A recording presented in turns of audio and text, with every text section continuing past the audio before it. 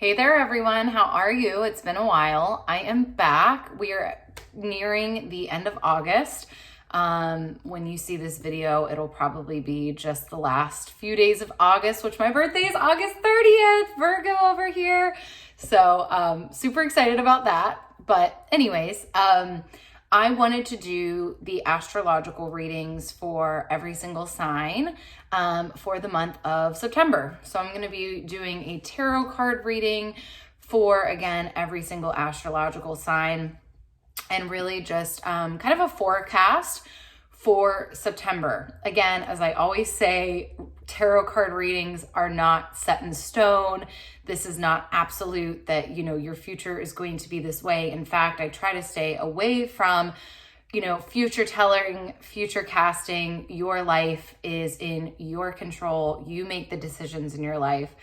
I'm really tapping into the general energies that might be coming up for you in September, some things to look out for, some things to think about, and really, I think some things to be hopeful about. So just watch these readings. And again, always feel free to watch your sun, moon, and rising, but just watch these readings with an understanding that you get to interpret the message that comes through in the way that makes sense for you. So don't overthink that. My biggest suggestion is just listen to what I'm saying and whatever you pick up from it, right? So you're not going to remember every single thing that comes through as I'm reading. The things that stick out to you, the things that inspire you, the things that inspire you to take action in your life, those are the things to pay attention to. That's your message, okay? All right, my friends, I've talked long enough. We are going to get into our readings, starting with Aries. Aries, my loves, we are starting with you today and love this message for you. Aries, I do want to say that when I read for you guys, a lot of times I go with decks that I feel like are a little bit more straightforward, to the point, maybe give like some harsher truths. I don't know why. I feel like maybe there's a part of me that feels like you guys can like handle it, right? And you kind of like that communication. And I do think to an extent you do. But this month is a bit of a different message. So this month for September for you guys, this message that I'm getting is softer. And it's funny because before I even pulled cards, I had my normal deck that I usually use for you guys. And I was like, no, we need to go with a totally different deck this time. I picked out the Guardian Angel Messages Tarot deck. I absolutely love this deck.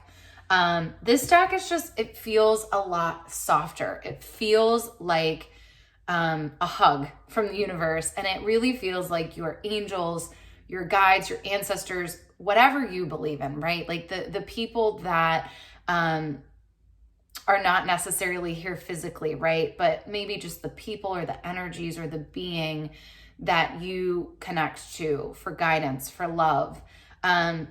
This deck to me feels like a message from that person, that entity, right? Whatever that is to you.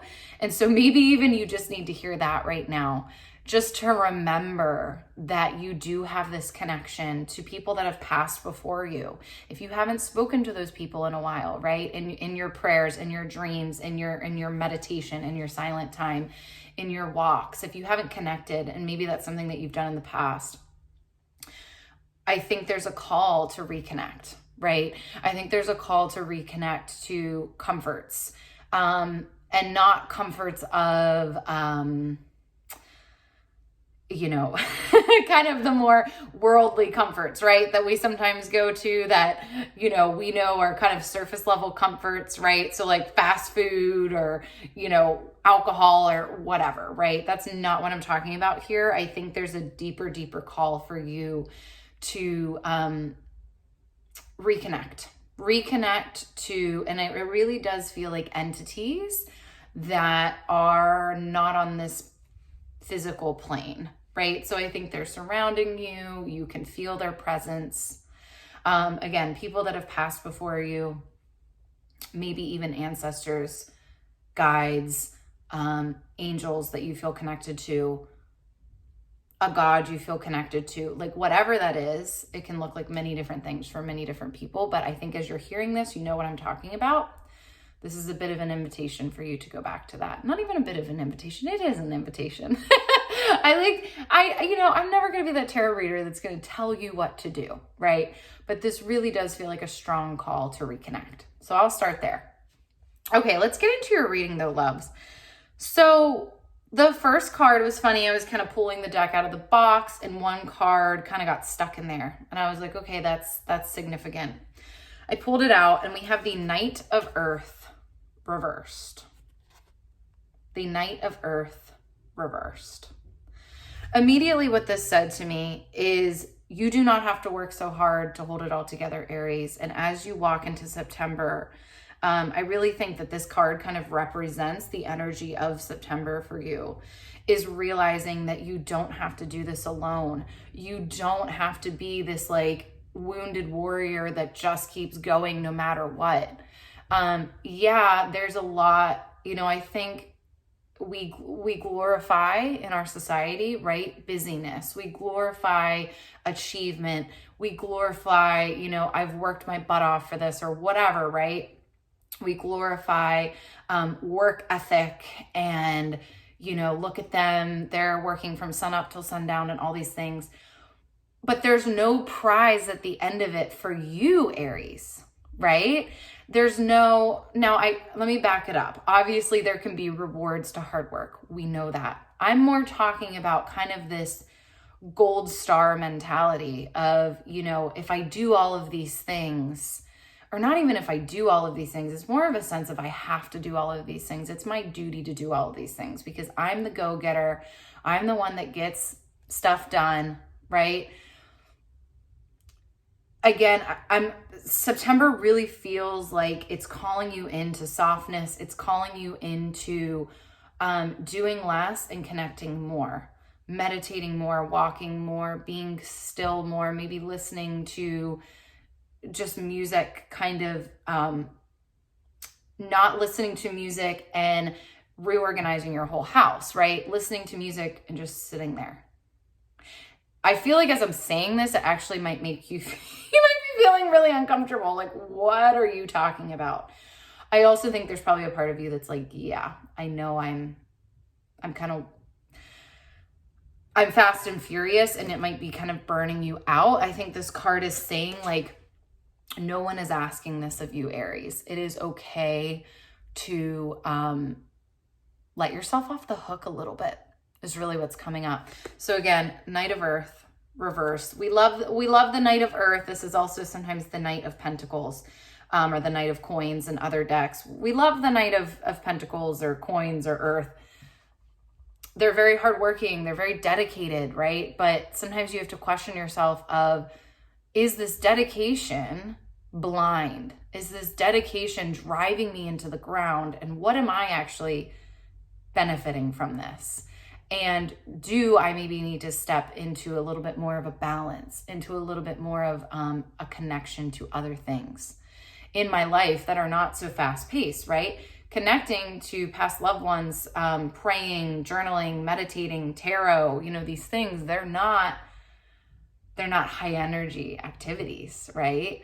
So it can feel weird. It can feel like, oh, it's useless. I shouldn't be doing this thing. I think quite the opposite, and I'll leave it. I'll leave it at that.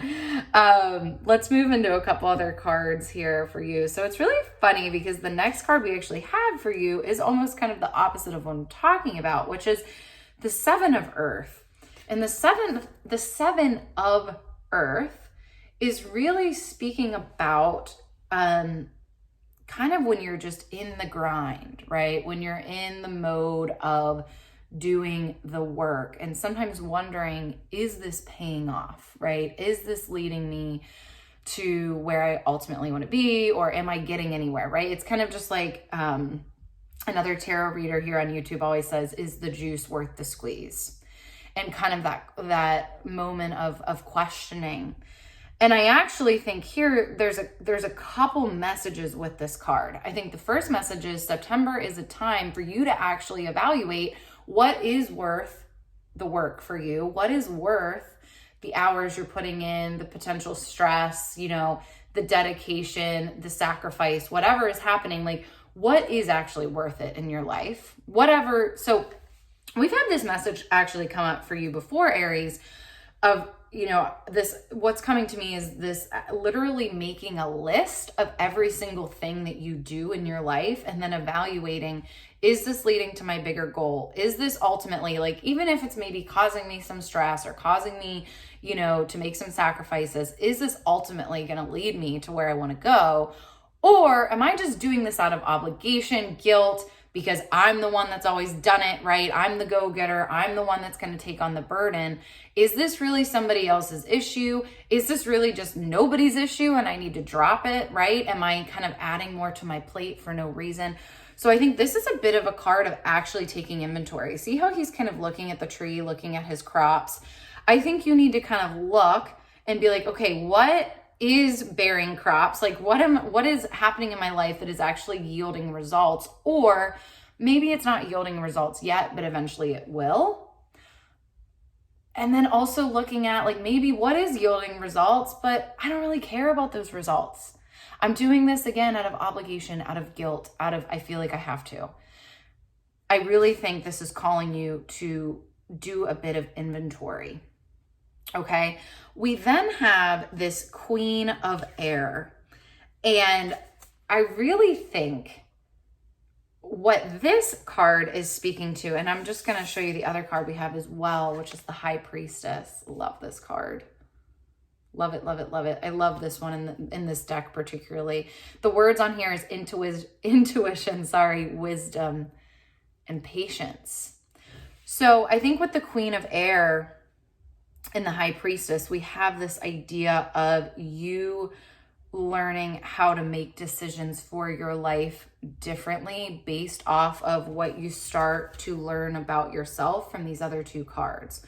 So as you start to kind of pump the brakes on some things, do some inventory, do some evaluation. What do I actually want? What actually matters to me? Let me go meditate. Let me go walk. Let me go talk to, you know, my ancestors, my guides, people that have passed before me. Let me journal. Let me tap in. And when I do that, I'm starting to realize some things. I'm starting to get some information about what I want, what I don't want, what needs out of my life, what needs to be brought into my life. There's another side to that though, right? Like, so it's really funny because I just did the tarot card of the day. If you're not on my email list, get on my email list. I'll put it below. I did the tarot card of the day today and it actually spoke about this idea that it's really important to take the time to think about things and analyze things and, you know, kind of take your quiet time away to reflect, which is really what these cards are inviting you to do in the month of September. Take some quiet time away, reflect. But this Queen of Air and this High Priestess speaks about the action that comes after it. So I want you ultimately in the month of September to also remember that other side, to also remember it isn't enough just to kind of figure things out, right, in your life or kind of have these epiphanies. So you might have these epiphanies, wonderful, but there has to also be decisions and boundaries and action on the other side of those epiphanies. Does that make sense? So I'm speaking to you, like you can respond. Type below, Aries. You'd be like, yes, I'm an Aries and this is making sense. So yeah, I think the High Priestess here is, so the Queen of Air and the High Priestess, Queen of Air is like, trust your decisions. The High Priestess is like, trust your intuition. So if you, in this month of September, Aries, if you have something that comes to you and it feels dead on and you're like, I really think this is what I need to do, please just don't question it. This might be something that in the past you've asked for other people's opinions, you've been trepidatious, you've been a little bit hesitant about things. Can you practice this month just being like, I'm going to trust myself and I'm not going to overanalyze what I'm feeling. If I felt this way and it feels really strong, I'm going to go with that. And it's also, again, just a practice of making decisions that might feel a little different to you. They might feel a little foreign to you. But again, you are shifting, you are growing, you are changing your priorities. It is going to feel different. It's all par for the course, right? Last thing I want to show you here, we have the Six of Fire. I really think this just indicates the potential of the month of September for you. I really think, you know, kind of with these themes that we have coming up here, I think that there's a lot of possibility for you to... The Six of Wands is a card of recognition. It's a card of success. I mean, just look at this woman. She's like, I did it. I did it. And here's the thing, Aries, I want you to feel this for you. So I think there's going to be people in your life that are like, yay, look at her, look at him. They're rocking it out, right? They're doing great. There also might be some people that are like, who are they, right? Because they're kind of used to you acting in a certain way. They might be kind of used to you doing things that benefit them. And then all of a sudden, you're starting to kind of prioritize yourself or do things a little bit differently or have some different boundaries. I think this card speaks about the feeling of, I'm proud of me. I'm proud of me. And how do we become proud of me? We figure out what we care about and we dedicate ourselves to it and we follow through and we make it happen. And I really think that is all potential for you in September, more than potential. I think it's right there for you, Aries. But really, like, I think what these cards had to say, it's very action oriented. It's very focused. Go ahead and rewatch this if you want to, now that you kind of see how this has all come together. Maybe watch it again. But Aries, I think this time is really, really, really fruitful for you in the way of kind of cleaning some stuff up, getting reorganized, getting refocused, and getting closer to really where you want to be. All right, Aries, love you so much. Thank you for watching. I'll see you next time. Taurus, here is your reading for September 2022. Let's get into it. So Taurus, wow, we have a lot going on here, and it feels, I pulled a lot of cards for you. This is definitely a reading, one of the readings with quite a few more cards. There just feels like a lot of energy going on. That's why I kept pulling. It just felt appropriate to keep pulling cards. I have this sense, and I'm just, you know what, I'm just going to jump right into it because I think this is a good starting point for us. So I have kind of some cards in the middle here. I have some cards on either side, and kind of the cards on either side of the reading, I think kind of represent you, where you are in the moment, your general energy, kind of just, again, representative of you. So on the left side here, it's kind of like where you are now, maybe what you've kind of come through. And then on the other side is a little bit of like, I'll say maybe even like a little bit of a cautionary card, right? Of like, be aware of this, you know, kind of look out for this sort of thing. We'll get there. I want to start though with kind of the two cards that came up, speaking to what I believe is where you are presently. And this is intense. This is really, really intense in a good way. I mean, this is a very, very good thing to see for you, Taurus, but wow. We have this Five of Cups reversed. So Five of Cups is probably one of the most grief-stricken cards in the deck. It is a card of regret. It is a card of, I completely effed that up. It is a card of, why did I make that decision? It is a card of, I regret everything. It is a card of, I cannot believe that this didn't work out the way I thought it was going to work out. All of those things. I think you have felt like that in some way, shape, or form in the past few months. I think that has been really heavy for you at some point. I would say maybe within, let's say like the past year. You have had, I think you kind of looked around and gone, how did I get there? Why did I make this decision? Or, you know, I made the wrong decision. I'm feeling, yeah, like a lot of regret, or I messed this up, or how did I get here? How did this happen? Sort of thing. That is a really sucky feeling, by the way. I just want to validate that. However, in this card, it's reversed. Whew, thank God. Because I think what that's kind of saying to me, at least, is that you have come to terms with it. I think you have either forgiven yourself, you have realized, oh, well, I did it. This is how it panned out. All I can do is move forward. I think you have come to terms with whatever this was for you. Whatever this heaviness was for you, I think you have turned the page. And now the other card that is with it right now to talk about your current energy is the World. which the World is like the best card ever. Like the World is, and not that we're ranking cards from good to bad, right? But this is such a great card. When I get the World for somebody, I'm so happy. So the World really speaks about, I mean, look, she is literally sitting on top of the world, and just this idea of, again, being on top of the world, but also cycles coming to a close. I think there's such a relief, right? Especially when we're in a tough cycle, when we're in a hard cycle, when we're in a 5 of Cups cycle. We want that cycle to be over. We are more than ready, right? And I think that this card coming up with that is basically saying you have closed the chapter and the cycle is over. And because you have forgiven the situation, forgiven yourself, learn to accept the situation, you ultimately are in the driver's seat. You ultimately succeeded, right? Like, and again, not that this is some contest to win, but I do think the fact that you have accepted what has happened, you have forgiven yourself or whatever, you've gone through this process where you've essentially let it go, you're moving forward. That is success. That is being on top of the world, right? That is like, I am taking my power back here.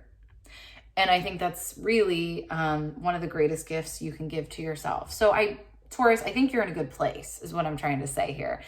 And I hope that this gives you, I hope if you're watching this and you've been going through a hard time, this gives you a little bit of relief of like, okay, I've been feeling like this. I've been feeling like this chapter's closing. This is giving me some validation that it is. I really hope that that's what this gives to you. We do have a lot of other cards here. Let's talk about it. So we have the Fool here, okay? And the Fool really just speaks about a new, it's really funny actually, because we literally have the World, which is the end of what we call in tarot the major arcana. So there are 22 major arcana cards, and the World is the last one. So the World is the last card in that series. And then the Fool is the first card in that series, because the major arcana is the Fool's journey. It is really the story of this character, the Fool, going through life and having all of these different big life experiences. This, in the most powerful of ways, is really indicating to you, Taurus, you are moving forward. You are in the next chapter because we are back at square one. I want to say, though, there can be a little bit of like, we're back at square one, right? Like sometimes it can feel nice to have a fresh start. It can feel nice that the cycle's over. But then when you're kind of like starting from scratch again, or you're stepping into a new thing, it can also be like, really, I really don't want to have to go through this again. Being a beginner kind of sucks sometimes, right? But there's also so much opportunity with being at the beginning again, with starting from scratch, with being the Fool, right? Because here's the thing, you get to start over. You get to take all of the wisdom that the 5 of Cups brought you, right? So this last cycle you were just in taught you all the things to do and not to do, right? So like you have gained tons of wisdom from whatever you've just gone through, and you get to carry that through into your next cycle. So I think the Fool can be exciting because it's a new thing. I kind of get a vibe for you, Taurus, that you're like, I don't want to be starting from scratch. I don't want to be a beginner. I don't want to be the newbie. I don't want to be figuring things out. But can I really encourage you here that you have so many tools? I think it's actually really exciting because it's like you get to do it again, and you just get to do it with even more wisdom, and you get to do it more well-equipped. You get to do it better, right? Again, I'm careful with all of those words of better and good and bad and all of those things, but I think there's actually something to be said about you get to walk into this and feel like you know more than you did last time. And with that, you have this Death card here. Don't be scared. This is not a scary card. It looks a little scary, but people always hear death and they're like, oh my God. It is not in the sense of what we think. Death is interesting because the Death card comes in the middle of the Fool's journey, in the middle of the major arcana in the tarot deck. It's really just about remembering that life does happen in cycles and you've been here before. And even if you think that you have no idea what you're doing, because you're a Taurus, you're an earth sign, you're a perfectionist. I know many Tauruses in my life. I'm a Virgo, so I'm not a Taurus, although I do have Taurus in my big three. I am a Taurus moon. So I get it, right? I get the idea of like, no, like I've never done this exact thing. Like I have to do it perfectly. But you've done things like this, and you have to find the similarities in the situation that you're entering into and your past, and make decisions from, okay, so this is kind of like this time, right? So I know I'm not in the exact same situation, but this is a pretty similar situation, and I can make a more informed decision. So death is honestly here just to remind you, your like cycles are normal and you've done nothing wrong. You have not set yourself back. You are just literally following the natural flow of life. I think us Tauruses, Capricorns, and Virgos, we're earth signs, we're perfectionists. We want everything to go in a straight line. We want life to be like, I started here and I'm up here, right? Meanwhile, life is like, but we want to just go up, up, up, up, up, and just keep succeeding and just like keep getting better. And that's just really not how it works. Death is here to remind you of that. That also a lot of things are out of our control, right? It reminds us of that as well. A lot of things are just natural and we don't get to choose them. And so working with what you have, working with what is in your control, what is not in your control. This Two of Wands, again, really, I think speaking to that as well. What is in your control here? Planning is a really big thing. Two of Wands is really about, okay, so I'm here again.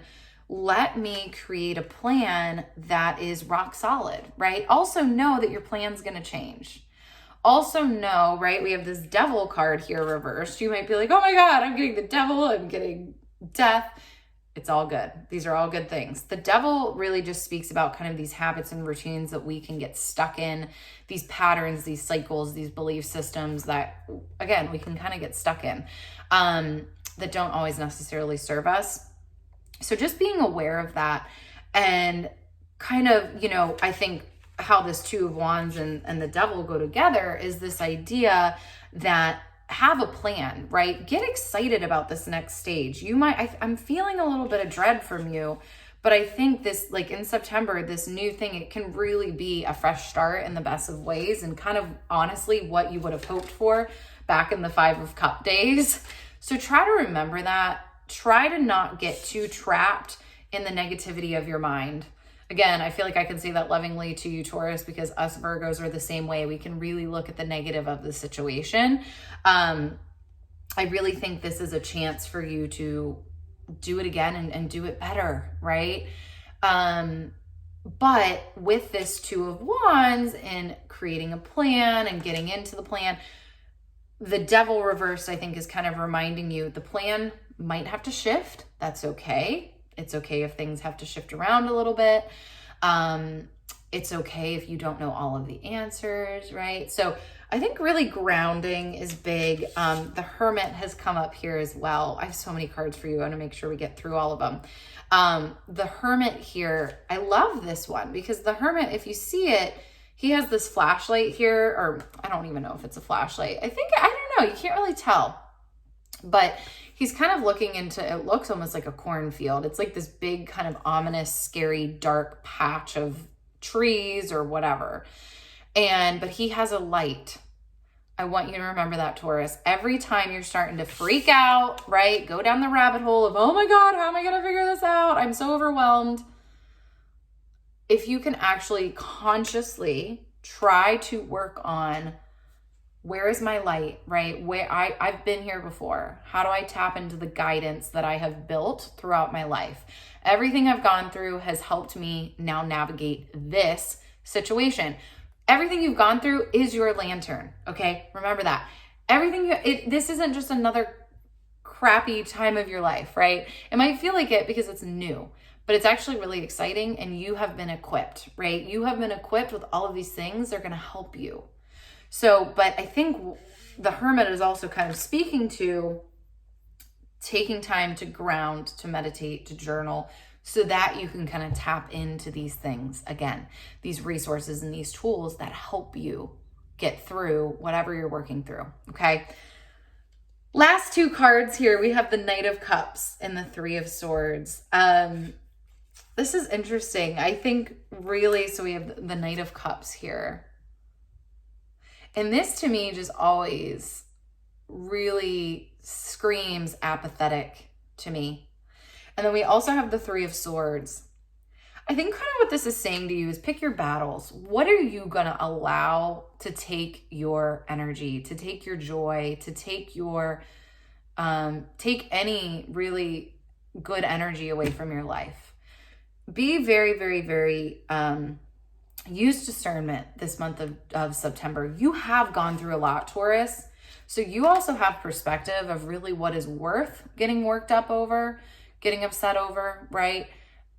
And what you can choose to go, you know what? I'm not going to engage with this any further, or I'm going to deal with this when I'm in a little bit of a better headspace, or I'm only going to allow myself to kind of be engaged in whatever this is that's upsetting me for as long, you know, maybe set a timer. Like, honestly, what I'm thinking about is I'm kind of dealing with a situation right now that's really stressful, really frustrating. And if I let myself, I will go down the dang rabbit hole about it. I will get so upset about it. I will ruminate on it. I will freak out about it. And that's not leading me anywhere where I want to go in my life. And honestly, a lot of it's out of my control. So I've had to make decisions. Like even today I said, because I really need to call these people and deal with this situation again. And I was like, no, because it's going to get me frustrated and I need to do my readings today. And that is my top priority, right? Like reading for you guys is what is more important than this situation. That's honestly kind of ridiculous, right? And also really out of my control. What is in my control is saving my energy, saying I will deal with these people in this situation later. And I am going to deliver the best readings that I can today. And then I'll deal with that later. So Taurus, whatever that means to you, that is my little tidbit that I will leave you with. Taurus, thank you so much. Love you guys. I hope you have an awesome month of September. Comment below with what resonated, and I will see you soon. Bye. Hey there, Gemini. Here is your reading for September 2022. Let's get into it. Gemini, I just love you guys. I say this every single time I read for Geminis, and it's funny because I've even been talking to people that I meet about this. I feel like up until I started doing tarot, even honestly up until recently, I didn't know a lot of Geminis personally, right? And it's funny because like I love like Kendrick Lamar is a Gemini. Love, right? Like there's a ton of amazing Geminis out there, like famous Geminis, right? But I didn't really know any personally. And the thing is I always love reading for you guys. You guys just have this like tenacity and this drive and this like just straight up like dedication to being your best. I mean, really, it's just like it's a dedication that I just don't feel with many other signs. I don't know. It's a really a dedication to greatness, and I love it. I love it. So I love reading for you guys, but again, I don't know a ton of Geminis, but now I feel like I've been putting it out there and I'm meeting more of you. And I just love you. You're so fascinating. So thank you for being you. Love reading for you guys. Always have a great message for you guys. I feel like the cards are always like, come on, Gemini, like love yourself in the way that everybody else loves you. I think that might be one of your biggest struggles, right? Like, and I am not diagnosing you here, but I can see that, right? Because I think like you guys just strive and strive and strive for greatness. And you're just such wonderful people, but you don't maybe always stop to see that for yourself. And I feel like these cards are kind of, they're kind of giving a similar message here. So let's get into it. Gemini, I have a few cards pulled out here in the center, but off to the side. So I like to pull a card or two kind of off to the side that I feel like represents you in this moment of your life, kind of your energy right now, or kind of where you are in your life. And what came up is the sun, but reversed. Okay, so we have the sun. Love this card. Such a cool card. And I love this card like in any deck. This card is just so awesome. And the sun is one of those tarot cards it's very complicated, right? Like every tarot card can be very complicated, can have a lot of meaning to it. But I also think this can be just the simplest of meanings of just like, you are a bright light, you are happy, you are joyful, like just, you know, that feeling when it's been winter and you finally have a hot day and you just like feel the sun beating down on you and it's just like everything you've been asking for ever. Like that is the energy of this card. However, it's reversed. Gemini, I don't think this means that you are not that, right? I think what it actually means is that this is your truest self, the sun. You are just, so first off, the sun is powerful, right? Like the sun could definitely destroy our planet.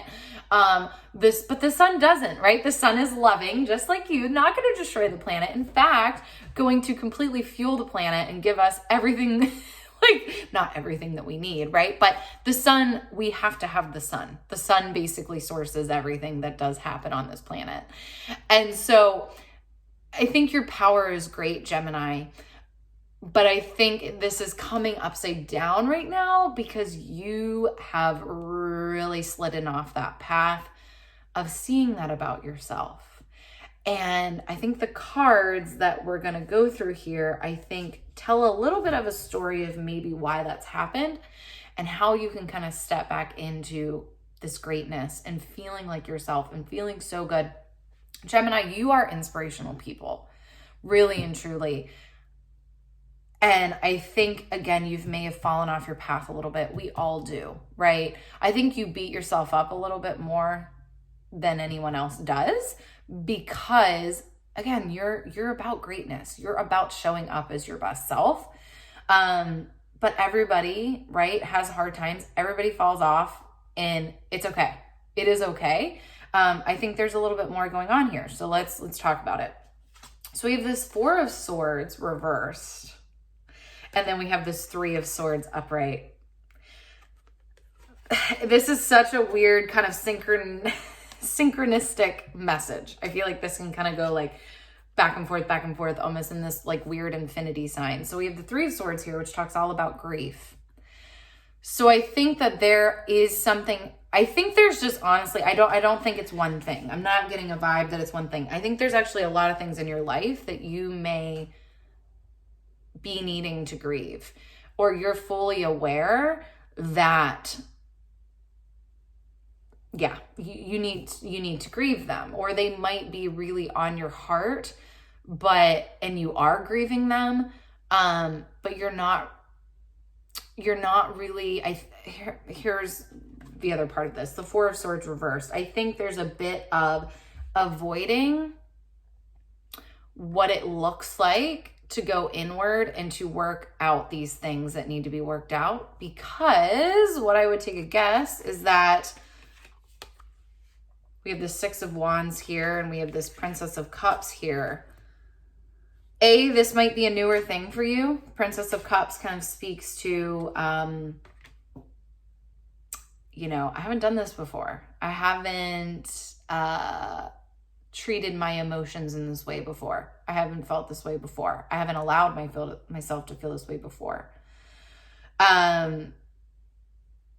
It can be really scary to allow yourself to be vulnerable, but what's really cool about the Princess of Cups as well is, like, if you look at this is not a bad or scary card. In fact, she looks like she's on this fun new adventure, right? But it can be a little awkward at first. It's almost like first day of school vibes. Like, you know, I don't know what I'm doing. And like, you know, what if people don't like me? It's like, what happens if, you know, I kind of don't act like my typical Gemini self and like, you know, I got this and, you know, I'm the greatest kind of thing, right? Like, what if I'm not that for a while? And we have the 6 of Wands here, which is really about kind of, look at me. Like, this can be, I want to be clear, this can be a card. I mean, honestly, I think this card is saying, it's speaking to you wanting to be the greatest. I want to be clear that there's nothing wrong with wanting to be the greatest. I know there can be a lot of a bad connotation with that, Gemini. I love that. I love when people are like, I want to be the greatest. I want to be the greatest, you know, football player. I want to be the greatest, whatever, right? I don't know why football player came to mind, but like, I love that actually. Like that to me is so freaking admirable and I love it. Like that is your life's work and I love that and don't lose that. But I think it might be keeping you from vulnerability.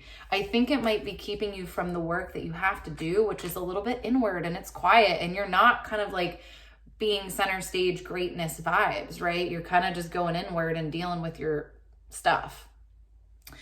But the thing about that is that is required, right? That is required for you to reach your next level. We have the star here, which is all about, like, the star to me is always, I will always think of the star card as kind of the rise from the ashes card, the phoenix card, the being reborn. I kind of feel like you're in a bit of an intense period, Gemini. You're kind of in this time where like, it's rough and you have to almost like, you know, kind of let yourself, how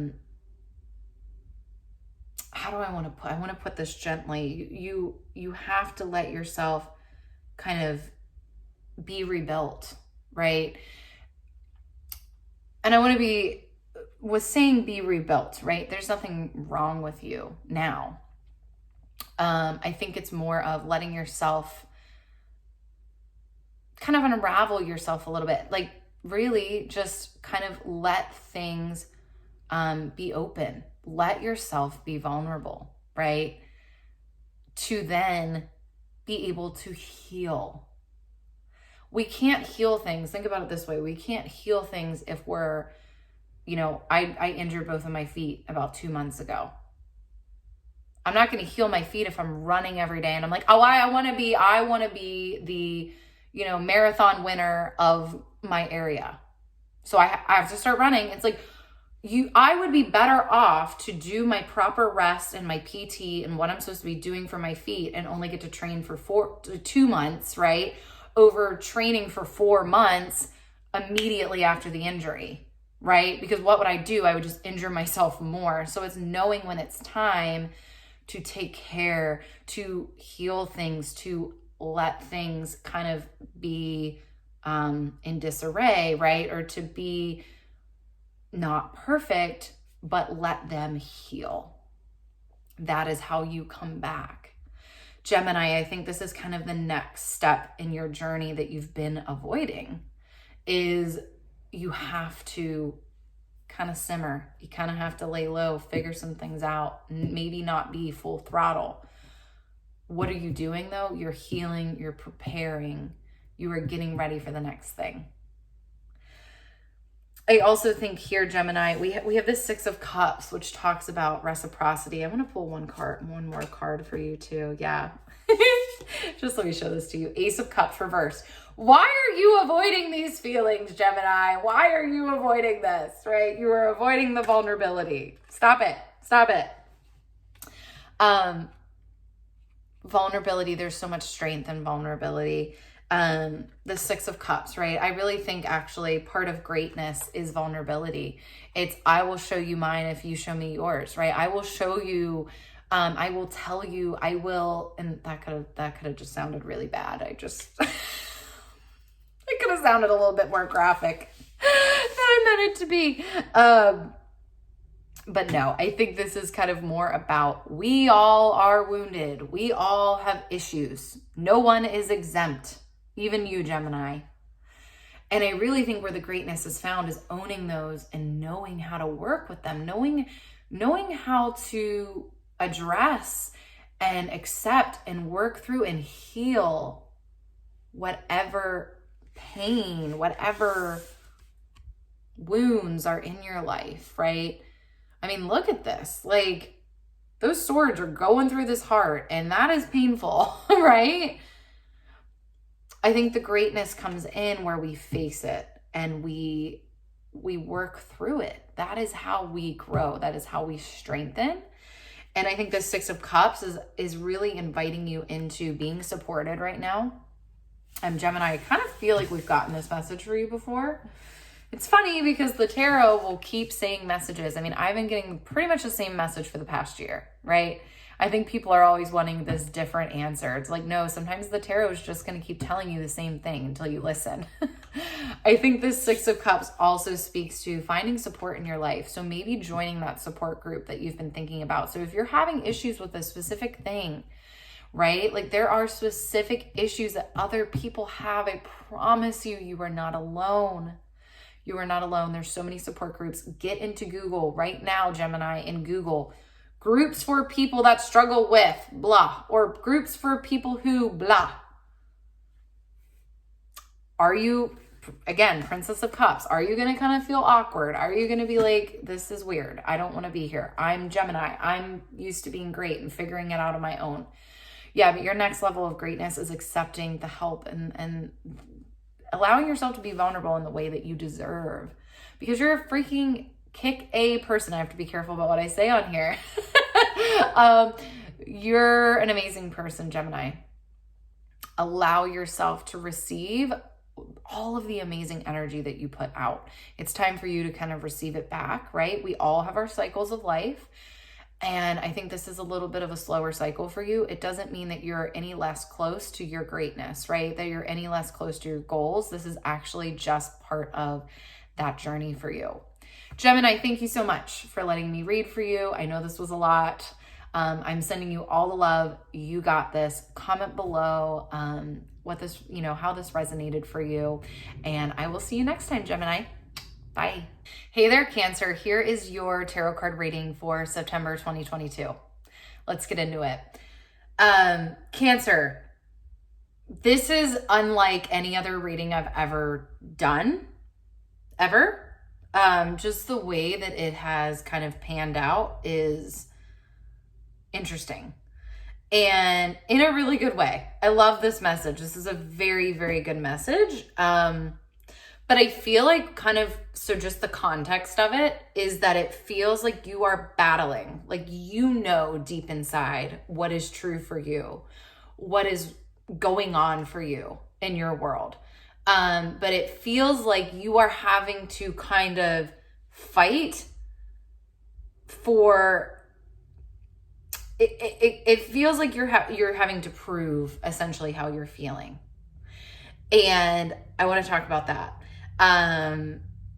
I think this is going to maybe provide a lot of validation, things that you already know, right? I mean, so much of readings, right? I don't feel like I'm actually telling you anything that you don't already know. You know these things. I hope this reading can kind of just empower you to really not just know, but believe those things, trust those things, and move forward in your life with this new sense of empowerment, because you have gone through a lot. You've worked really hard and you've been really patient, right? You have kind of let life run its course in a lot of ways, and it hasn't been easy. But I think you're in a really good space, and I think you get to trust that and allow that and not have to actually validate or prove that to anyone. Okay, Cancer, let's get into this. Let me show you some cards here. So a couple things, Cancer. We have the Hanged Man here, and we also have the Hermit. It's interesting. We have a lot of really kind of similar cards coming up for you. So we have the Hanged Man and the Hermit. These are both really cards of things being out of your control. You really having no other choice but to wait things out, see how things fall, right? Like see kind of just what happens with things. Being in a time of low activity. So the Hermit, right? You see this bear hibernating. So kind of being in this stage where, like, I feel like the winter time, right? So many people hate winter, and you can either so I actually live in Maine, and kind of the philosophy here, because our winters are really long and really bad, or bad, whatever, right? People that hate winter wouldn't like Maine. But the people that live in Maine kind of have this philosophy of you can either fight the winter, hate the winter, be miserable every day, or you can work with it, Or you can decide, I'm going to start to ski, I'm going to snowshoe, I'm going to winter hike, I'm going to get the right gear and just take a walk outside, I'm going to ice skate, I'm going to ice fish, right? I'm going to snowmobile. There are all these different activities to do here in the winter because people that live here have to choose to embrace it. And I kind of feel like that is what you have been handed, Cancer. I feel like you've kind of come out of a long period. We have the Three of Swords here and we have the Five of Cups here. These are both really cards of, honestly, like the Three of Swords is a card of just like, I am going through heartbreak. I am going through, and I don't mean in the romantic sense. It could have been in the romantic sense, right? But this could just be heartbreak of things not working out the way that you wanted to, of, you know, an actual person, of just like your life not being what you thought it was going to be, whatever, right? Also this Five of Cups here, I think what it's speaking to here is feeling like you had it all together and then you didn't. And the thing about all of that is I think it's very easy, right, to take the blame, to go, I've caused this in my life. But that would almost be the same thing as someone in Maine saying, I caused the snow. Now, granted, they could move, right? But just looking at this perspective, right? And I mean, here's the other thing. You can move, and people in Maine actually talk about this too. You can move to Florida, but then there's hurricanes and there's alligators. There's always going to be some issues that are natural forces that are outside of your control. And Cancer, I think you have realized in your life, I think when maybe all this stuff was happening, you were like, oh my God, what did I do? It's my fault.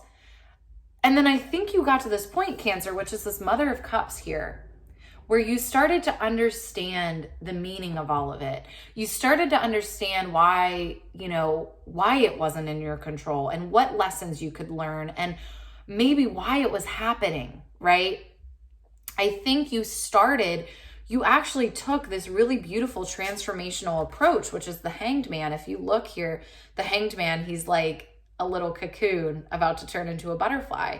And if you look at the cocoon, there's like all kinds of stars and galaxies. And it's interesting too, if we actually make this parallel. So we have the Five of Cups here where we see all these galaxies and stars kind of being spilled out. And this is the grief. This is the pain. This is the why are things not going my way? But then that transforms into the galaxy, right? That is inside of you, to kind of using those forces for good. So using kind of what was handed to you for good. And I think that's what you did, Cancer. That's why I'm saying, like, at the beginning of this reading, I'm like, I feel like this reading is a kudos to you. And again, the way it's kind of set up is very different than anything I've ever seen before. Just because what I think it's kind of saying is you're crystal clear on what has happened in your life. You have gone through a lot of crap, but you took lessons from it. You've understood it. You have perspective. You have grown. You are better for it. And I really think, even if it was a really hard time for you, I think you really took it and transformed it.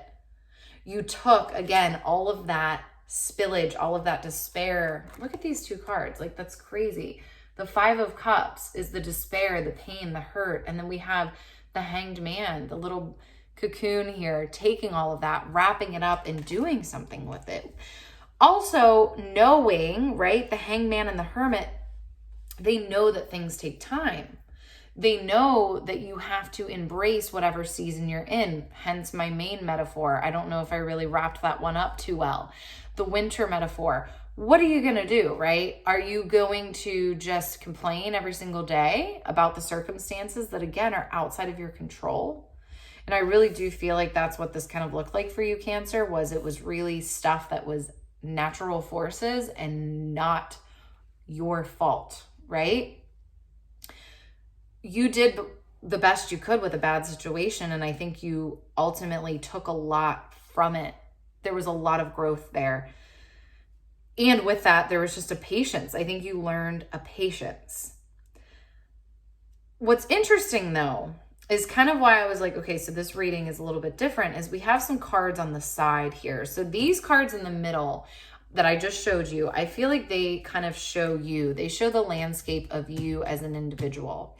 These cards on the side here are kind of showing the outside forces that I feel like are trying to mess with your mojo right now. And so I think in September, it's about being aware of these things that might be trying to kind of throw you off kilter. And then you remembering all that you have gained and all that you have really stepped into from, I'm feeling what was a trying time. So we have here the 10 of Cups. The 10 of Cups, to me, this immediately represented you.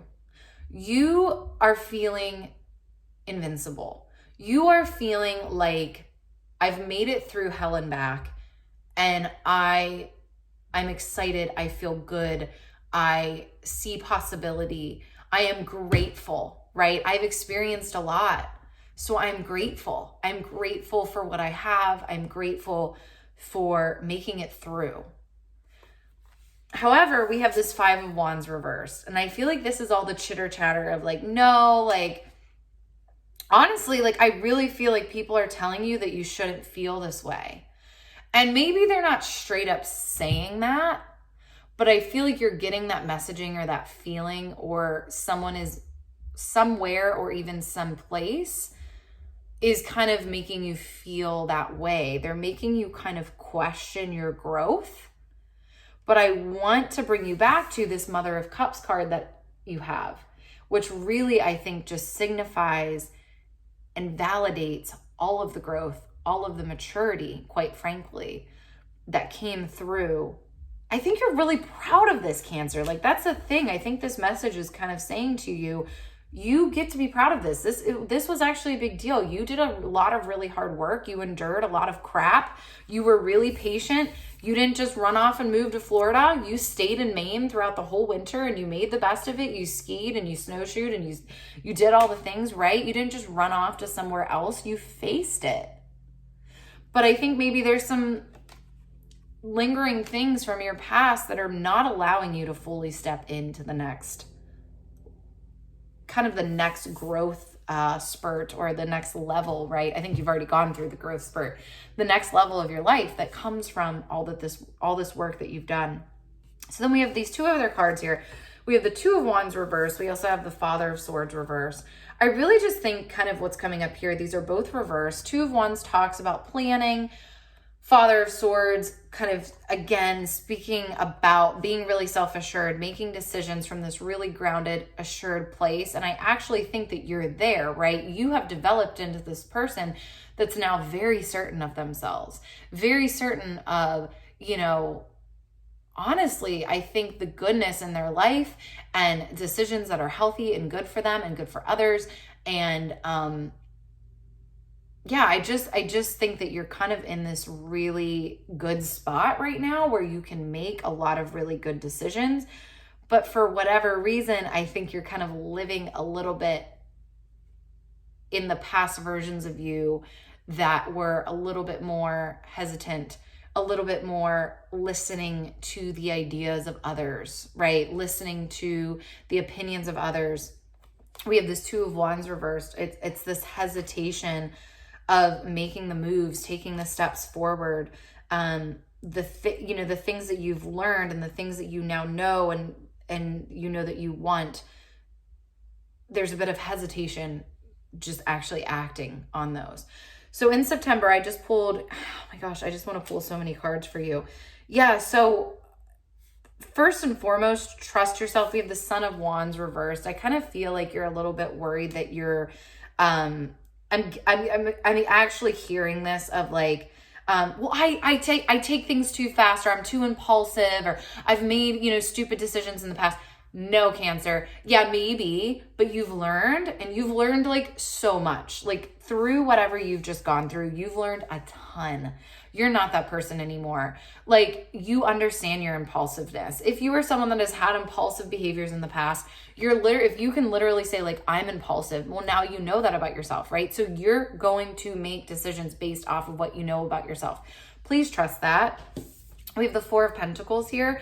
I think it's literally saying like, trust the resources that you have within yourself. So the resources are your knowledge of yourself.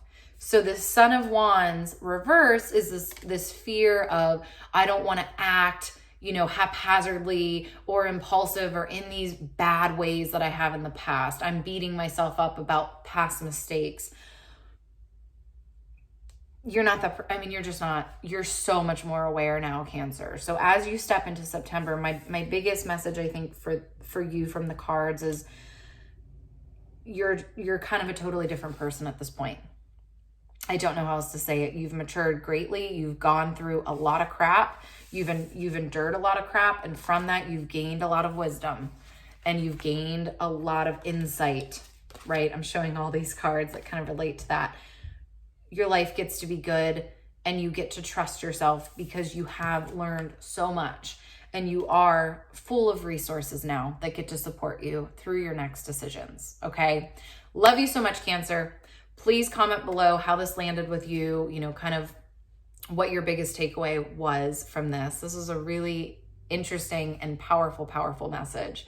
Feels very direct and it just, yeah, I love this for you, Cancer. So thank you. Mwah. I will see you next time. Thank you for watching. Bye. Hey there, Leo. Here is your reading for September 2022. Leo, it's so funny. I always kind of have a hard time with you guys. I always have a hard time reading for Leos. And I think the reason why, I'm a Virgo, but I think the reason why is because I have so many Leos in my life that are very close to me. My mom is a Leo, my aunt, multiple aunts of mine are Leos. I have cousins that are Leos. So I just feel like it's kind of a loaded thing for me. I really have to get into a space of complete neutrality to do a reading for you guys. And I feel like you can laugh at that. You are fiery people, Leo. And, I mean, I love my Leos. I clearly have a lot of them in my life. My niece is a Leo. I mean, I could go on and on. But yeah, so the reason why I'm telling you this, Leo, is because I have literally reshuffled the deck and pulled cards for you maybe like 4 or 5 times before I've gotten on here to give you your reading. And I have to laugh because the same reading keeps coming up. And I've even used, every single time I shuffle, I'm using a different deck. So I'm using completely different cards and it is the same cards coming up. It is the same message. So the message is loud and clear. Let's get into it, Leo. Okay, so Leo, so the first thing that I saw, and this is really interesting because I had a very similar message for Cancer, very, very similar message. We have this 5 of water, which can also be referred to as the 5 of cups, and it's reversed. Cancer, I don't know if theirs was upright or reversed. And then actually, I feel like Aries may have had a very similar message as well with this 5 of cups, 5 of water. I think this is something in the collective that is really coming up for a lot of people. So basically the 5 of cups, the 5 of water, whatever you want to call it, it's the 5 of water in this deck, really speaks about not just like loss, like physical loss of somebody. It's more, and it can be, but it's really more regret. It's really more kind of looking at your life and being like, how did I end up here? How is this happening? Like, you know, really, I think the sentiment is like, how did I get here? How did this happen? A lot of regretful energy. And not even, you know, you might not even feel necessarily regret at the time. You might feel just kind of bamboozled. Like, how did this happen? And with that, right, can come a lot of grief. Maybe looking at, you know, really what's coming to mind for me is maybe going through a divorce. Maybe you've had years and years and years of a marriage and it ended in divorce. And it's kind of this idea of like, I put so much time and energy into this relationship and I'm alone. You know, how did I end up here? Or maybe the same thing with a job. You left a job that you put so much of yourself into and never really got the same back. That feeling of kind of deep, just deep sadness around a situation. However, the thing about the Five of Water coming up reverse is I think what this is saying is you have experienced this, Leo. I think, and I would say like the past year, you know, timelines are kind of, you know, negotiable with all of this, but I would say in the recent past, you have experienced this. You have experienced, I think, looking around at your life and going, what the actual heck has happened? It's reversed.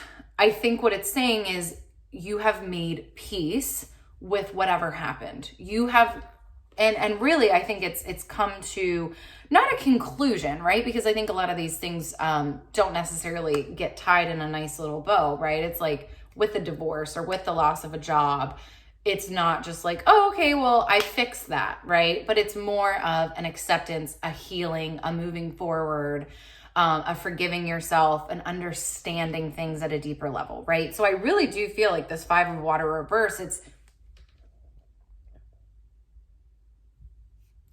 I really do feel like this Five of Water reversed, it is truly a celebration, right? It is acknowledging what you have experienced in the past, but also really showing you have kind of moved past that. You have made peace with that. And that is something to celebrate, in my humble opinion. Okay, so then, and I think kind of the cards actually reflect the same thing. They're saying the same exact thing that I just said, because we have this Queen of Earth energy right here. And this is upright, which if you get the Queen of Earth upright, like that is some strong energy. That is some really good energy. So I'm going to show you this card. This figure, she is confident. She knows who she is. She knows what she wants. And I think that that is kind of the gift that you are getting through this Five of Cups experience, right? And again, like Aries and Cancer had a very, very similar message. I think this is kind of a big theme for people right now, is finally coming to this conclusion of I am in acceptance. And now what have I actually taken from that experience? And so the Queen of Earth, she is, so I'm actually going to read you the words that are on this card, because there's actually words on the cards of this deck. So we have gracious, practical, capable. I really want you to hear that. Capable. Leo, I have a feeling that maybe in this Five of Cups times, I mean, this is so funny because she's crying over spilled milk in this. I kind of think that's how low you were feeling. Like even spilled milk would make you just break down. And I would assume that that level of, you know, just kind of being at that emotional level would not make you feel capable, right? Would not make you feel, I've got this all under control. This Queen of Earth, I think, is kind of inviting you. I think you're having inklings of, I feel so much better. I feel so much in control of my life, right? I feel so much more capable. I feel so much more independent is a really big word. I feel like you've taken a bit of a blow, Leo, right? And Leos, they're feisty. They know what they want in life. Like Leos don't really lack confidence. So for you to be experiencing this, right, is difficult. And I think you're getting your mojo back. And I think that this card, this Queen of Earth, is saying it's legitimate and it comes through.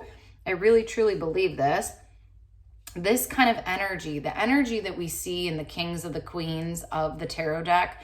Kings and queens are kind of like the pinnacle of certain energy, right? So it's, you know, just really having this very mature, wise kind of energy about you. And I really believe the only way to get there is to go through some SHIT, right? We don't just get there by having this like super peachy life, right? There is gold to be found. And in fact, I love it because she has like a literal heart of gold. She has a crown inside of her heart that is radiating. She has this gold purse. I see this as your resources, and your resources is everything that you've learned, right? Through these past situations. So I think this is just a little bit of validation to you, Leo, that as you step into September, the confidence that you're feeling is real and you need to use it. You actually have, right, the resources, this bag of resources. Use them. What do you want to do with it? Do you want to apply to a different job? Do you want to get back on the dating apps, right? I know maybe it's been a long time. Maybe it's been 30 years. Maybe you need to get your kids to sign you up for it and help you out. What do you want to do? You can do it. Like literally whatever you want. It is funny though, because I see this transformation card, and this is the next card that we have for you guys. It's upside down. Quite literally, I think you are hesitating on the transformation. And I think why is for a few reasons. It's such a fresh start, which again is interesting because this actually kind of came up with the Taurus reading. A lot of kind of reoccurring themes at this time. I think as we get into the fall, people are truly, I know it's kind of cliche, but I feel like people are really feeling like the fresh start, and, you know, kind of like, I always feel that with like the back to school and the cooler weather. It feels like a time to kind of hunker down and actually focus more. When I'm in the summer, I know it's like the beautiful weather and everything, but I'm not focusing at all. I'm just like running around, trying to have fun, not really caring about anything. I feel like fall is the time to really like kind of hunker down, get serious, and get focused. And so you have this dreamer card here, which is just all about new possibilities. I mean, really, this reading is like, September is your oyster, Leo. Like whatever you want to do it. But I think you're having, again, we have this transformation reverse. We have this also Knight of Water reverse, which is really interesting. I kind of feel like, Leo, that you have a bit of flair for drama sometimes, and you are kind of used to things being dramatic and things being difficult, right? Things being a struggle. That's kind of your status quo a little bit of your life. I actually think this is a huge page turn for you. And it's like, it's not like that anymore. It actually doesn't have to be like that anymore. And I think the reason why we have this 10 of water, and this was the cup. Sorry, this could also be referred to as the 10 of cups. That's why I said that. But this is the card that kept coming up for you, Leo, and the different decks. And it's upside down. And in fact, one of the decks, it literally showed someone kind of laying down. And so it was like they weren't active in their life. They were just laying down, right? And I immediately got this message of like being active in your blessings. And so the 10 of water is a card of blessings. It is a card of looking around and seeing the fruitfulness of your life. It's upside down because I think, again, there's just like, I think these cards are quite literally saying you're not actually seeing the drastic change in this feels drastic. This feels almost like things have been turned on its head, especially with this Knight of Water, and just like no more drama, no more hardship. Now, am I going to say that you're never going to experience another hardship in your entire life? No. But I think your experience of life gets to be significantly easier, less dramatic, less just painful. And I think really in the most fragile of moments, right, is really where we start to learn about ourselves. So I think those moments where you felt so low, you were actually learning something, right? You were actually learning and strengthening. And so in September, really, Leo, if I could say kind of what these cards are maybe urging you to do, I think it's allow the change. Like one of the words on here is literally life change. Also, I feel like some of you need to hear this. Liberation. Allow it. Allow your liberation and do what you want to do. It is a fresh start, the dreamer. It is a fresh start. It doesn't have to be hard, and start actively participating in your life, Leo. All right. I love you guys so much. Thank you for watching. Mwah. Much love, and I will see you soon. Hey there, fellow Virgo. I don't know. I was just going to reintroduce myself, but if you've watched me, I'm being such a dork. I'm like, Virgo, it's Virgo time. I'm so excited. I don't even know what to say. I'm a Virgo too. Yay! My birthday is August 30th. So I feel like I'm going to be releasing this probably the day before my birthday, maybe on my birthday. We'll see. So yeah, happy birthday, Virgo. It is our time. Okay, Virgo. This is so funny. Like, this reading is definitely not rainbows and butterflies for us in September. It's not bad. It's not scary. Don't worry. But it's just a little bit more straightforward. And I think you guys are actually going to get a kick out of it because it's just so Virgo. And again, this is our Virgo season. This is our time. But I feel like Virgos, we are constantly being put up to the challenge. We like a challenge. And you know, I think we are capable of being challenged and challenging our mindset, right? I find that most of the Virgos that I know, we really crave peace. We crave groundedness, right? We are earth energy. We really crave groundedness, peace, serenity, but for some reason we do everything in our life the opposite. Like I feel like everything we do just kind of creates the complete opposite of that. And so I think this reading is kind of calling us in this Virgo season to maybe change it up a little bit and really be able to step into that more peaceful, grounded person that we hope to be. So, okay, Virgos, let's get into it. So we have this page of earth. So, okay, first off, let me set it up here. So I have a bunch of cards in the middle here. That's kind of your main or our main message. But then off to the side here, and you know what, I want to pull another one actually. Yeah, so off to the side here, we have the card that I kind of feel like explains your current energy, or again, I need to say our current energy. And so it's this page of earth reversed. So let me show this to you, okay? And look, he's like so excited. It's his first day of school. He has a letter. I kind of feel like it's an acceptance letter, right? Which like Virgos love. Like Virgos want all the acceptance letters. We want the gold stars. And the words that are on here are actually studious, prepared, and cheerful. Okay. So, and then you even have like the little feather on there that's the good luck, right? So I feel like what this is saying, it did come up reverse. We'll talk about that. I feel like what this is saying is good fortune is on your side. You do have a lot of opportunities right now, and you are very, very excited to get started. I think us Virgos are kind of coming to the end of a very long, hard cycle. And I'm going to talk about that a little bit more. I've talked about that in past readings. It's come up a lot for Virgos. Like we've been in a bit of a crazy cycle. That has not been the most, you know, I don't know about you, but I haven't loved it, right? It's been really hard. It's been really hard. And I think it's been humbling, at least for me, because I haven't been able to be like my overachiever self. But in that, right, I've learned how to, again, step more kind of into this grounded, peaceful, just truly fulfilled life that I am wanting for myself. So I do think it was important, right? But like with this page of earth reverse, it's like we're ready to go. But I think it's reversed because it's like you're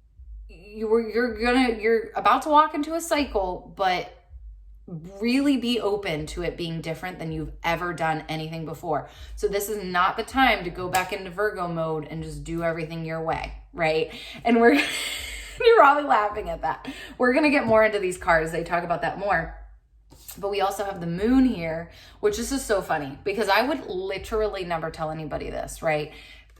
How I'm almost interpreting this is don't trust your intuition. Now, that's not the message. The message for me is always to trust yourself and to trust your intuition. However, I think what this is saying is, yeah, trust your intuition, but also be open to the intuition of others. Also be open to the perspectives, the knowledge, and the wisdom of others. So is there a world where you can blend both? You can blend your own innate intuitive wisdom and abilities and, you know, whatever that looks like for you, right? Like, is there a world where you can actually see the other perspectives as well, right? This is hard for us. The Virgos, we like to do things our way. We work really hard to do things the right way, right? And we think that our way is the right way. However, I think that puts a lot of pressure on us. And I think this card is saying, what would it feel like to not have all the pressure on you by actually just kind of being open to, you know what? It's really kind of freaking me out to trust your perspective here, but I respect you as a person and I'm going to do that, right? So that's where your intuition gets to come into play. You get to say, do I trust this person or not? But be open. This is something I've been practicing. I've been trying to kind of let go of control and listen to other people's opinion. Maybe my opinion is not always right. So I know you're all are laughing as I say this. They're like, yeah, right. But it's just a thought. It's just a thought for September. Can you practice this? Can you be like, I trust this person. I'm going to listen to them, right? And I'm going to try it out. I'm going to try out what they're saying. Okay. So this first row here, I think is kind of just telling the story of what's been happening. So we have the 5 of water, which keeps coming up for people. 5 of cups, 5 of water. I think a lot of people are ending a cycle that's just been, this card is very much a card of looking around and going, how in the heck did I get here in my life? It's really the vibe of this card. And I think we as Virgos, at least I know I have had a lot of that. And honestly, like it's been about 2 years. In fact, I just saw a video that was talking about like a 2-year cycle ending. It's really felt like 2 years for me of just, how in the heck did I get here? What am I supposed to be doing? Like, what decisions did I make to get here? How did I screw this all up? Kind of thing. Just like really my world felt flipped upside down. And I really, really think that there is just so much value in also being open to just a change of perspective of everything, a change of perspective of why that all went that way. And also maybe seeing, okay, like, I'm not going to take blame or fault for any of that, but yeah, maybe like being open to other ideas and other people's opinions, right? There's some value there. I feel like I can be this blunt with you guys because I'm a Virgo as well, right? I think if this was any other sign, I'd be like, might be a little bit gentler about it. But I just think there's something there about kind of looking back on the past and accepting it for what it is, and also going like, you know, I think I could also have learned from other people's perspectives. Maybe if I wasn't so like digging my claws into my own perspective, you know, there could be more growth there. However, I think people have had a big growth spurt, especially this summer. I think people are wrapping a lot of things up. They're starting to really realize some things. And so we have the Chariot here. And the Chariot is really about a transition from one stage of life to the next. And I think that's what's going on here for you. We have the 3 of fire and us. I'm used to speaking to the other signs. We have this 3 of fire.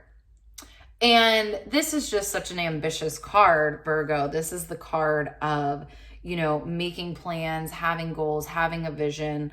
So I think what this is kind of saying is like, you know, you have gone from this place that you did not like very much at all. You have now transitioned into this, you know, place that I feel like Virgos are way more comfortable, which is goal setting and, you know, working hard and visioning and, you know, just doing all of the things. So that is wonderful. However, we come to the next row here, which is so funny because literally one of the cards is ego. I'm not kidding you. It is just called ego. We will talk about that in a second. But we have the 3 of earth and that's reversed. Okay. So this is right up against the 3 of fire. We then have the 3 of earth reversed.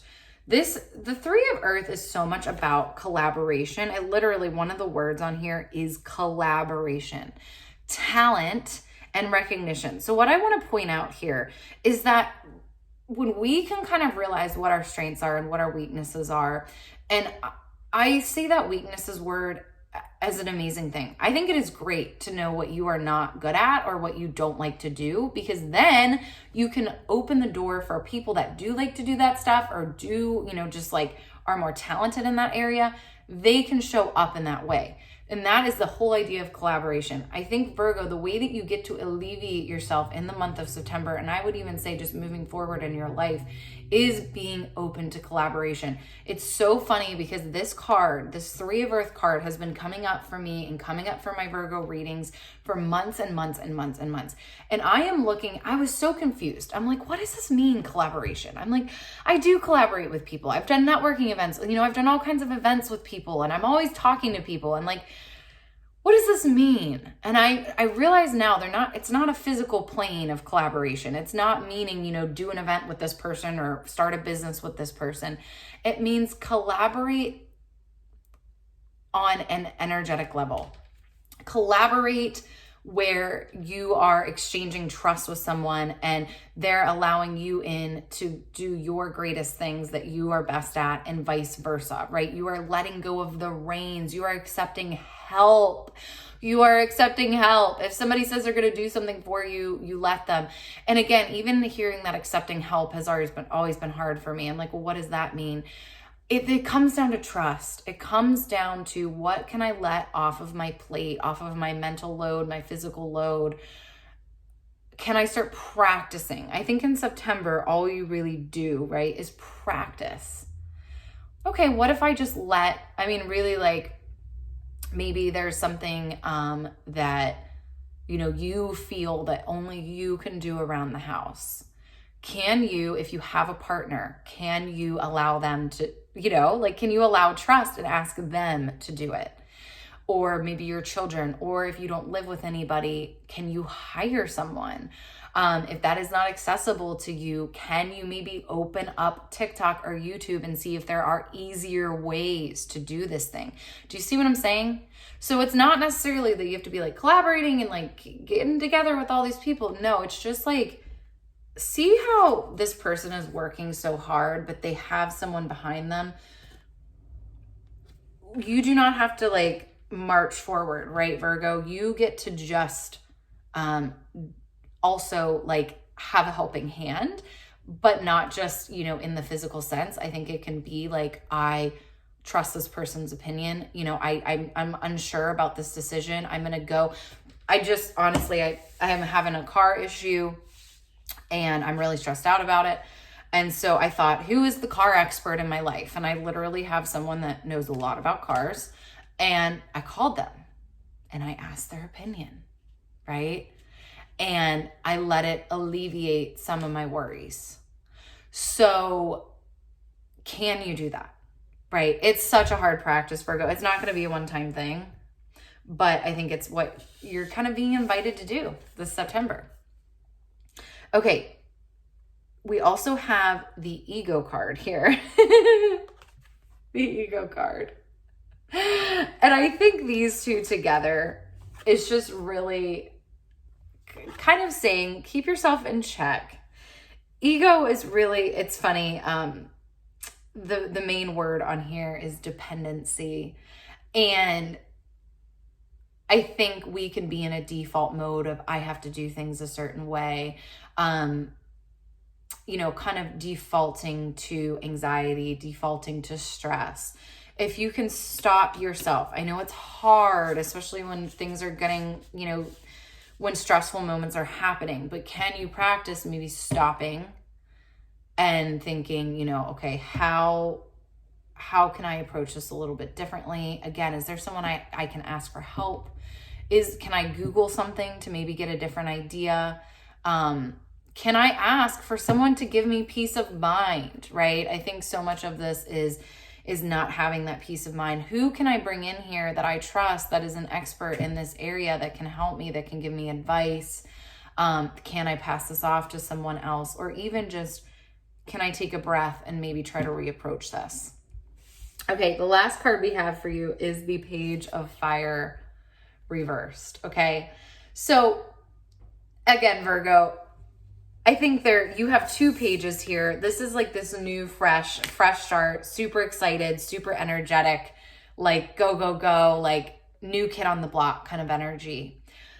It's just about learning to not get carried away with that again. You have learned so much about yourself, Virgo. If you have gone through even a little bit, right, of the transformation, or the transformational period, I will say, the very trying cycle that I believe a lot of Virgos have gone through in the past couple years, I think you have learned so much, and you have learned how to work smarter, not harder, and how to maybe make your life a little bit easier, right? That's tough for us. I get that. But this Page of Fire reversed, it's just pump the brakes. Pump the brakes. Think about the long-term repercussions of what you're doing. Is this going to add more stress to my life? Is this going to add more things on my to-do list, right? And sometimes yes, and that's okay, right? But it's just about mindfully thinking about it and really kind of just being mindful in your decisions instead of impulsive because you're excited, right? And again, being open, that's also being open to other people's opinions and maybe kind of what they are encouraging you to do. All right. Thank you so much, Virgo. Love you dearly. Have a beautiful, beautiful birthday month. If your birthday has already arrived, happy belated. And I will talk to you guys soon. Bye. Hey there, Libra. Here is your reading for September 2022. Let's get into it. Libra, I kept pulling cards for you. Like I think I have 1, 2, 3, 4, 5, 6, 7, 8, 9, 10. 10 cards. I think that's the most amount of cards I've pulled for any sign so far. I just kept feeling like I needed more information. There's a lot going on here, Libra, but yeah, I feel like the cards are being a little straightforward with you as they tend to be. Libra, if you've watched any of my videos before or watched some of my TikToks when I do astrological readings, you know that I love you, Libras. Some of my best friends are Libras. I just have so many Libras in my life and I absolutely love my Libras. But no, no caveat there. I love you guys. But I do think, the cards can be a little bit harsh with you sometimes. And I think the reason why, Libra, is because you guys are such beautiful, wonderful people. But I do think kind of the double-edged sword of your, the way that I see you guys, Libra, is like you are just so compassionate. You are so understanding of others. You see the best in others. You're just really, really beautiful people. But I think sometimes, Libra, what can happen is that the focus is so outside of yourself. You're probably laughing as you hear this. The focus can be so outside of yourself and kind of so, directed towards other people and kind of other people's issues and lives and whatever, right? That it kind of makes it convenient, right, for you to not go inward, for you to not do the things that you need to do for yourself. And I will say that this reading today has made it kind of loud and clear that the work that you need to be focusing on in September is your own. We're actually seeing in this reading a lot of cards that truly speak to the idea of actual work, of actual, getting into action. We have a lot of the suit of wands, which wands is really, again, about getting busy, getting to work, getting into action.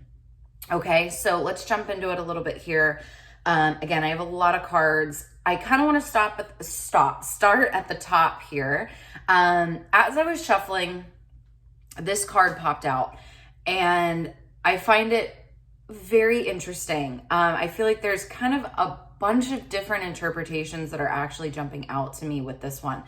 So we have the 9 of Earth here, which is very much a card. So this deck puts words on the cards and sometimes I read them and sometimes I don't.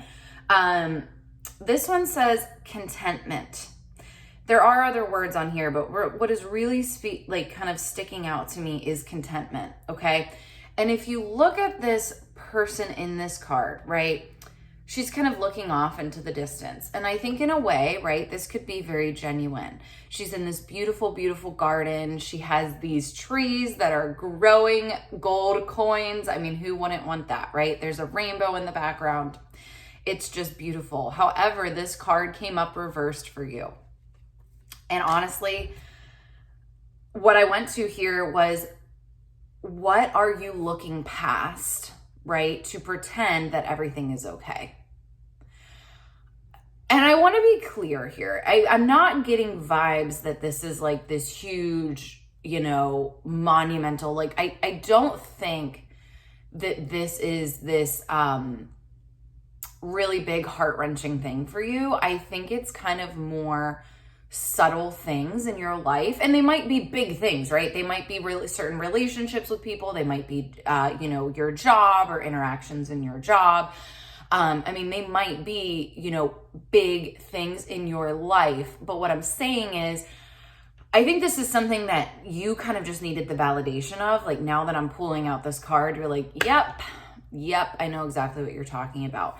So if you kind of look at this card and she's sort of looking past, right? It's like, what are you looking past right now? And being like, no, it's fine. Like, no, I'm grateful. I'm grateful for where I am. Like, everything's good, right? And this is kind of what I'm saying, Libra, about the double-edged sword.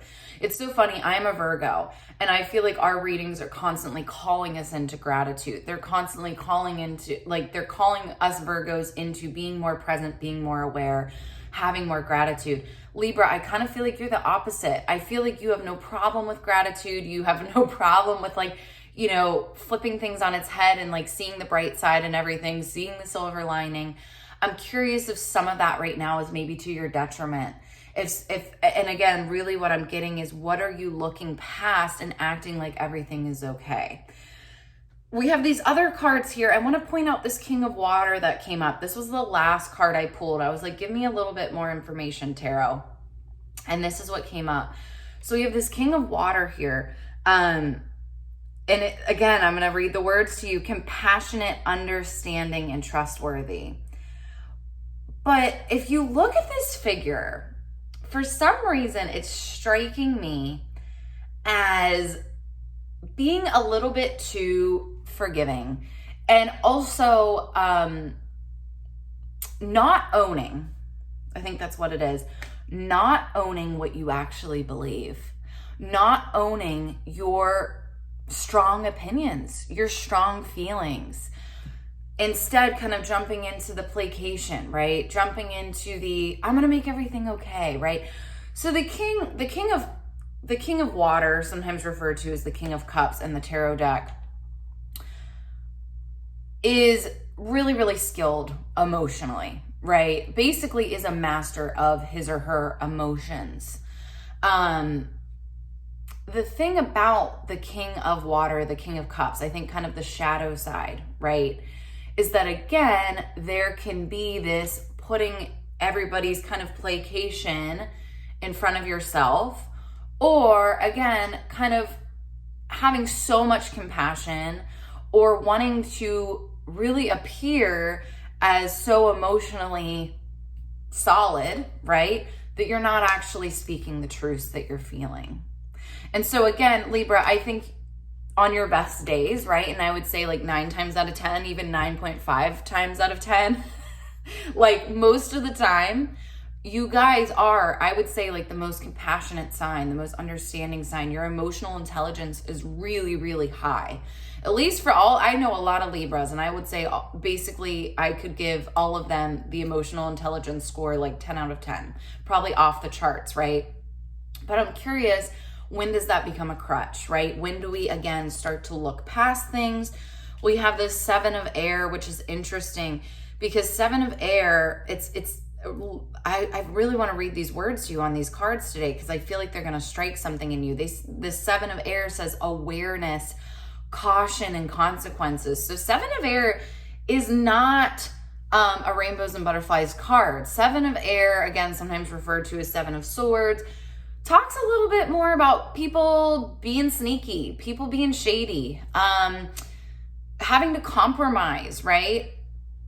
So I think it's kind of what this card is saying to me is you being almost too overly compassionate, understanding, being the bigger person, seeing the best in everyone.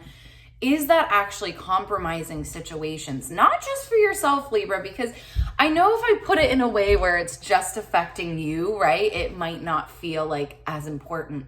But I actually think when you're not really honoring yourself, you're not honoring anyone else either. You're kind of giving people mixed signals, because when you do get to the point of complete frustration because you haven't been honoring yourself, right, then people are like, well, what the heck? I thought we were okay. So I feel like this is like this top row, these 3 cards that I just showed you, this is kind of the vibe. Like this is kind of what's going on right now for you energetically. I think you're kind of working through this.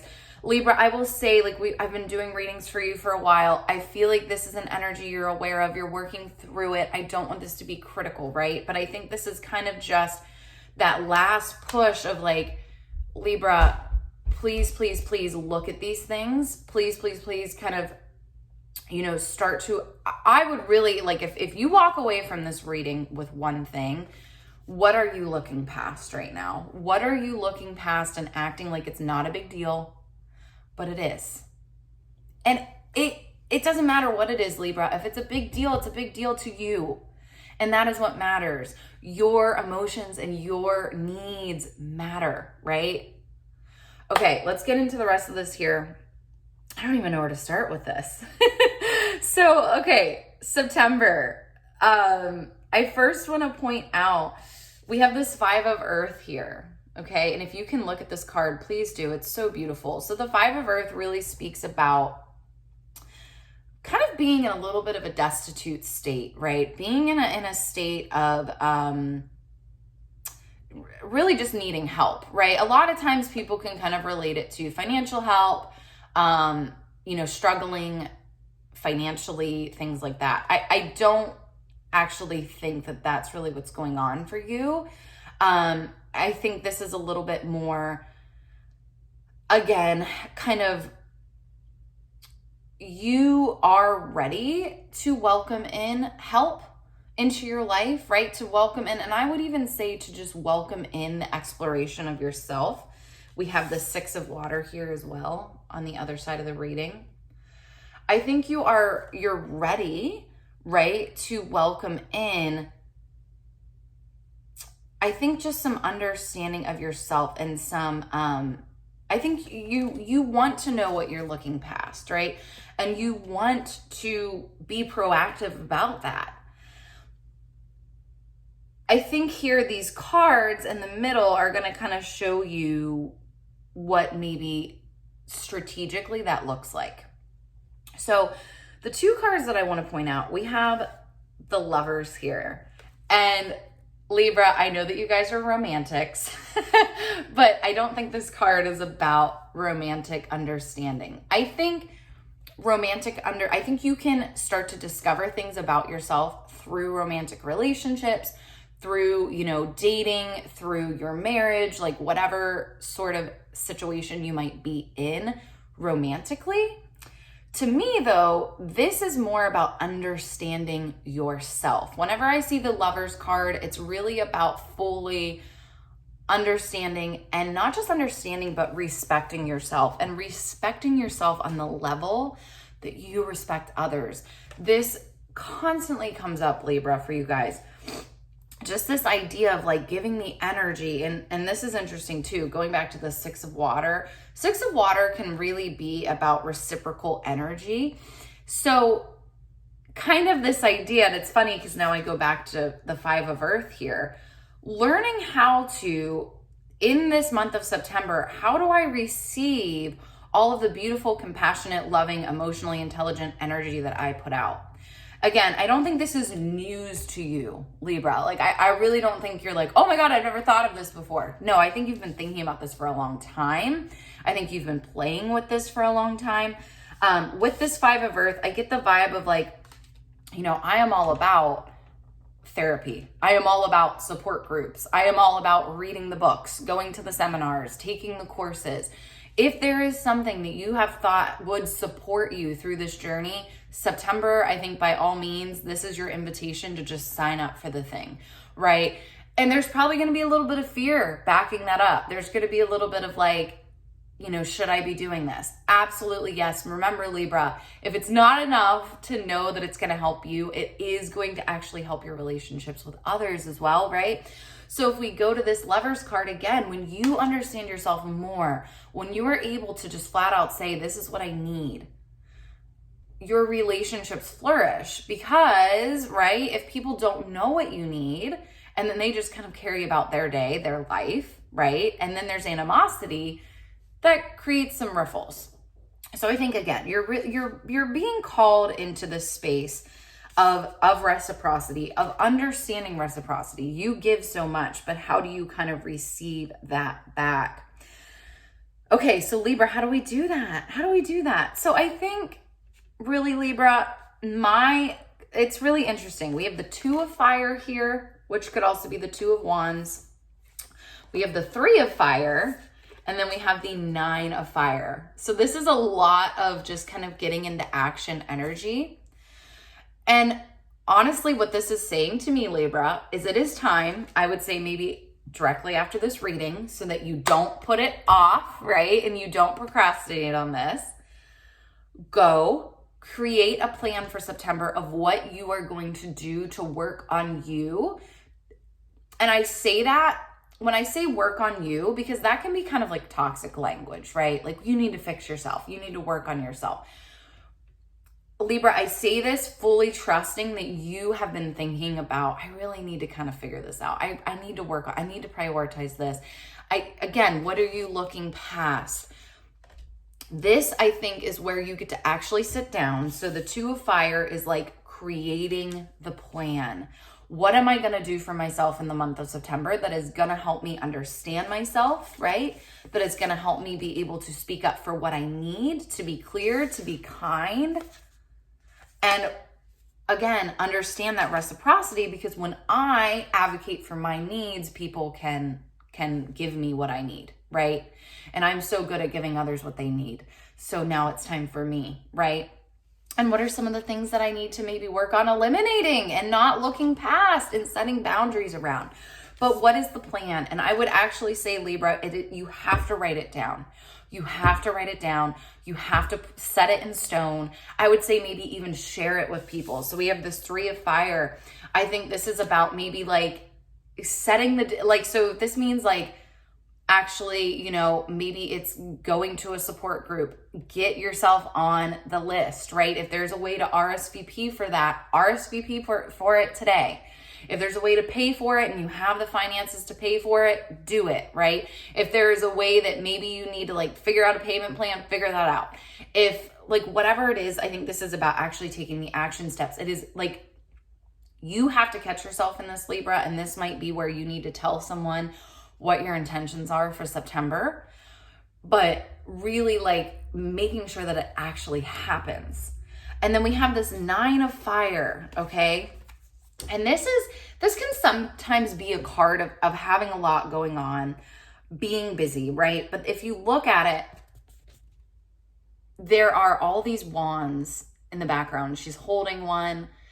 And what I like is she's holding one that doesn't have any flowers, right? But she's holding a flower. And then if you look, all these other wands have flowers. So this is basically like, I think in September, Libra, your goal is to get busy doing you. Create a plan for your life, a schedule for your life that is about you. That is what you want to do. If you want to take this class, if you want to go on a walk every day, if you decide that you're not going to answer this person's phone call every single time they call you, you actually have to write that into your plan, right? But how do you do that, Libra? Because here's the thing. You guys are so beautifully compassionate, wonderful, helpful people. I think you have to insulate yourself a little bit. Do you have to create a plan to be busy, right? So that if everybody's trying to get a hold of you and everybody wants something from you, you have things on the calendar where you're like, I need to do this, right? I know this is going to be hard. It's not going to be perfect. That's the other thing. We have the strength card here. It's not going to be perfect, Libra. None of it is ever.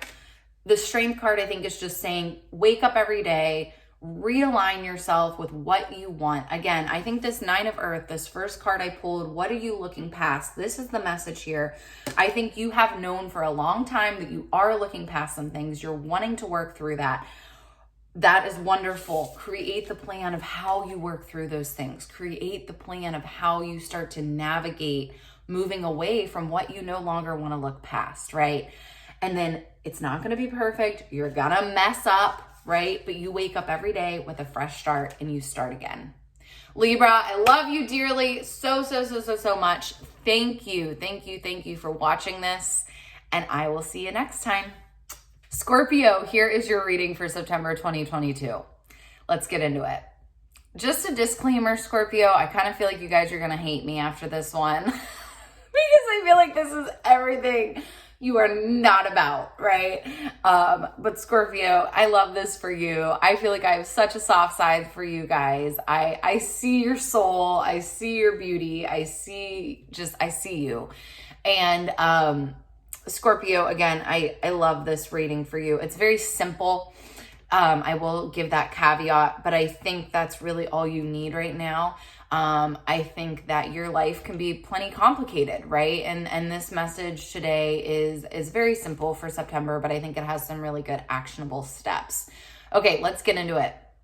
So, Scorpio, first and foremost, I pulled a card off to the side here, and a lot of times this can kind of represent, it can represent you in the current moment. So kind of your energy and where you are right now in the current moment. So the rest of the cards are going to kind of talk about September, the potential of the time, some potential action to take, things like that.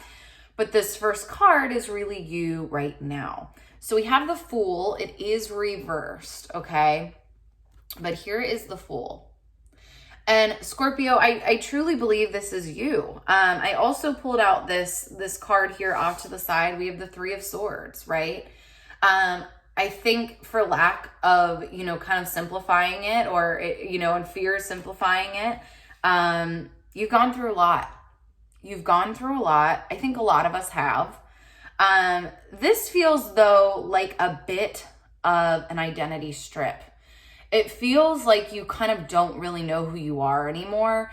And this feels like it's been a long time. I want to be clear, though, that like, there's nothing wrong with that, right? Like, we all go through that. In fact, I'm also going through this. So I totally get it. And I say it in the most understanding way, right?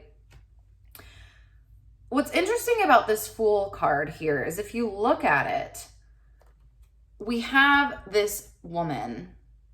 And what I love about it is that her dress is clear, essentially, or her dress is like not see-through, right? But basically her dress doesn't have its own fabric. Her dress, if you have to look at the card to understand what I'm talking about. So if you're not looking, try to come over and look if you're like washing your dishes or something. If you see her dress, her clothing becomes part of the environment, right? So it becomes the sky, it becomes the mountains. And so I think that's kind of first your important message, right? Is Scorpio, the Fool indicates a new beginning. And I really think that the Fool is one of the best cards to get. I think it came upside down for you because I think you're feeling, perhaps feeling, right? I mean, again, this is all just me reading cards. I don't know what's going on for you. But if I could take a guess from these cards, there might be some shame around this, right? There might be, I can't believe I'm starting at the beginning. But the thing is that it is a clean slate. And so both like how her clothes so basically like what is on her, right, is affected by what is around her. So first and foremost, I think that's an important thing to think about as you move into September, Scorpio, is where am I putting myself? Because that is ultimately going to affect what is essentially on me, right? What is my environment is very, very much influential of kind of what is then draped on me. Also, though, what I love about that is that there's tons of potential there, because can you imagine if you put yourself into powerful, inspirational spaces? If you intentionally put yourself in good spaces, what can happen, right? So again, I think the only reason why this came upside down is because you're like, crap, like, how am I here? You're here because we all go through cycles, right? We all, to me, Scorpio, so this message has come up, this message of like, how did I get here, right? Like what has just happened in my life? I feel like half of the signs that I've read for so far have had a very similar message, right? I think especially with everything that we've just went through in the past 2.5 years and really are continuing to experience, it's been a lot of life taking really sharp turns that we didn't expect and kind of things that we were expecting not happening. I think for you, Scorpio, it feels a little deeper. It feels a little bit more intense. And I think kind of these cards are saying, no, babe, it's kind of happened to everyone and it's okay. Like, I feel like most of us are on an even playing field here with this. Like, we've kind of gone through hell and back, right? And there's actually a lot of opportunity with this, because if you get to intentionally choose where you go and who you're around and what you what you're putting yourself into in September, that is how you create the next story of your life, the next chapter of your life. Whew. Okay, let's get a little bit more into this. So Scorpio, kind of what I'm seeing for you is that, like, first and foremost, September is like good fortune is on your side. I just want to say that. We have this Wheel of Fortune card, and I think at its most simple level, it is saying good fortune is here for you. Like, this is going to be a turning point in your life. I think it's speaking to cycles. This is really, I think, just a comforting message for you, Scorpio, of this happens to everyone. People go through ups and downs of life. We have good cycles. We have bad cycles. I would say that this card is saying you are going into a really good cycle. You have protection. I love this eagle on top of the wheel here. You have protection. And also just like all of these colors, right? And all of the constellations in the wheel. I mean, that's the thing. Like, things are constantly changing and moving, and energies are constantly changing. But I do think you are coming into this for the better. You have a new understanding of things, right? That's the other kind of message that keeps coming through for everyone is like, yes, we've gone through so much, but with that comes wisdom, comes understanding, comes acceptance, which is really big. Okay. We have this Ace of Cups here, which is interesting. It's reversed. I feel like part of this, so if you see it, it's almost like the water is flowing upwards. So I think there's a bit of resistance here, Scorpio, with the emotional side, which no shocker there for you guys, right? Like that's not shocking. But I think it's kind of also like, it doesn't matter if you resist it or not, it's going to happen. And it's, you do what you got to do, right? You kind of experience this in whatever way you want to experience it. But no, I think kind of what this is like, know that you're not alone in this. We have this Six of Cups here. It's like everyone is experiencing this. And in that, if you can kind of turn this resistance to vulnerability right side up, right? And step into the vulnerability, that's where you connect. So these new spaces that you want to get into, these environments that are, going to be positive influences for you, the vulnerability is what allows you to be in those spaces, right? The vulnerability is what allows you to be in the more positive places. This Six of Cups, so these three other cards I want to show you, Princess of Cups, Six of Cups, and the Star. They're all just so beautiful, just so lovely cards. The Star is it's like that comeback card. It is the Phoenix rising from the ashes card. And if you notice, she is completely naked, right? And she is kind of just like out there on her own, but she seems content. She seems okay because she has her North Star. Scorpio, I'm curious if you have a North Star. I'm curious if it is some sort of religious practice, spiritual practice, some sort of connection that you have that is your North Star. Connecting back to that, right? Again, another message that keeps coming up, I think, for everyone is our disconnection from what made us feel good, what was our North Star, right? When we're so stressed out, when things are not going the way that we want them to, it's really easy to kind of get away from all of the practices that help us. I know for me, like meditation, walking, these things have gotten so far away from it, and I've just started implementing those things again. And guess what? I feel worlds better. It's crazy. It's like that stuff works, right? So this might be an invitation to just kind of go back to the things that work for you. But again, I think in September, it's really just about, we have this Princess of Cups here, not being afraid to kind of just have a vulnerability about you that's a totally different, raw, new level. Scorpio, I think you're open to it. I think there's not even a ton of resistance here. I just think you need a push of like, it's not making you weak. Like it's actually just, it's starting fresh, and vulnerability, being vulnerable is the most powerful thing you can do, right? So again, going back to this Fool card, if you're really wanting to shape your environment, shape your reality, how do you do that effectively? Well, you be vulnerable. And you be honest about where you are in life. And that is what guides you, right? And there's so much beauty on the other side of that, because when you allow that, that is when community and support can come in for you, which you are more than deserving of, Scorpio. But overall, I love every single card here is a positive card. It is an affirming card. Again, I think this Wheel of Fortune might be all you need to see. You are on the up and up. Things are moving in the right direction. But Scorpio, just in this month of September, really focusing on where do I want to put myself? What kind of environments and people and, where do I want to be to influence me? And then how can I be vulnerable in those spaces? Challenge yourself. All right, Scorpio, thank you so much for watching. Please let me know in the comments what resonated and keep me updated with how everything goes in September. I'll talk to you soon. Sagittarius, here is your reading for September 2022. Let's get into it. Sagittarius, I feel like your reading is like a motivational speaker. Your reading is like I feel like I'm at one of those motivational conferences or something. This is a totally different vibe than any other reading I've done. And for this month of September, I feel like everyone else's was kind of more about kind of this emotional,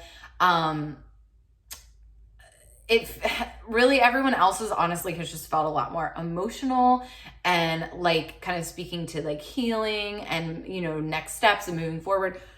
No, yours is let's go. This is all in your control. What are you doing? Let's go. In the best of ways. Honestly, this reading is amazing. And I love this for you.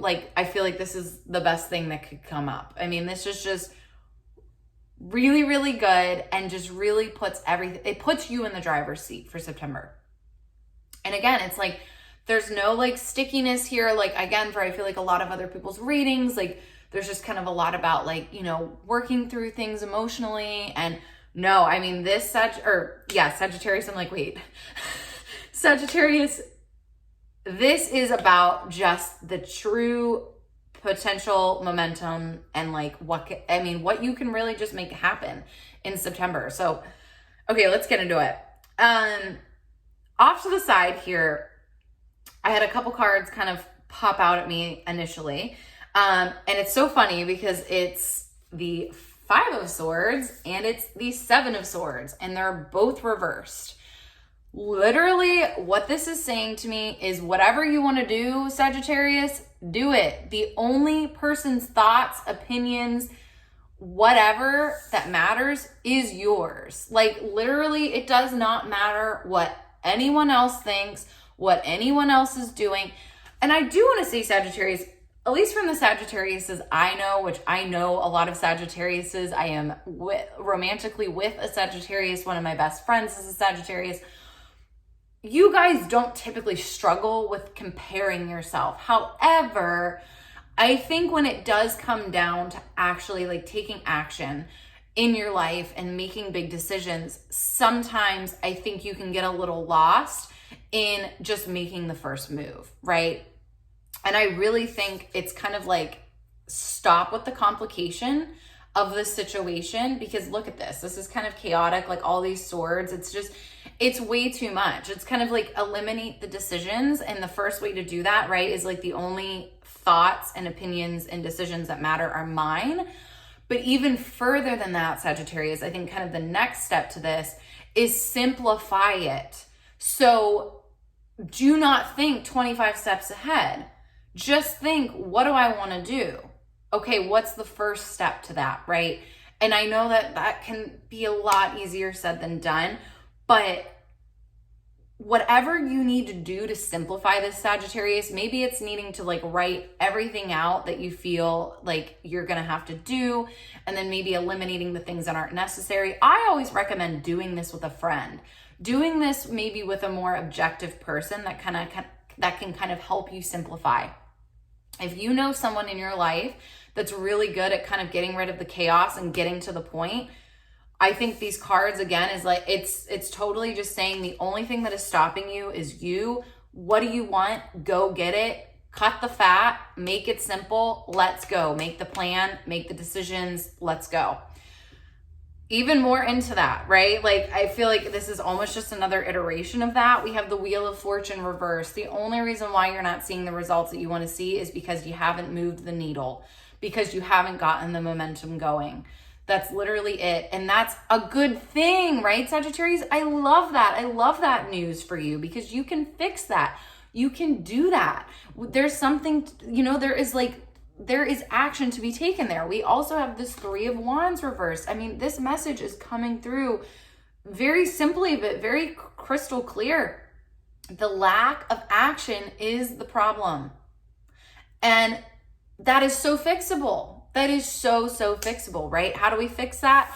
We write out the plan and we make sure that it's not complicated, and we trust ourselves and we trust our own intuition, right? I do think maybe that is something you struggle with, Sagittarius, is trusting your own beliefs and again, your own intuition. Cutting all of that out, honestly, what these cards said to me too, these two reverse swords cards, was go to the first thought. Whatever first thought you have, just do it. Just don't keep trying to ruminate, right?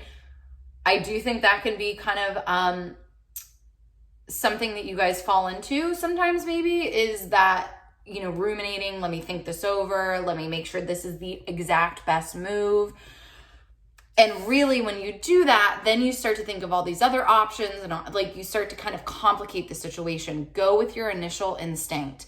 And remember that nothing is permanent. Everything can be, figured out, changed, reversed, whatever.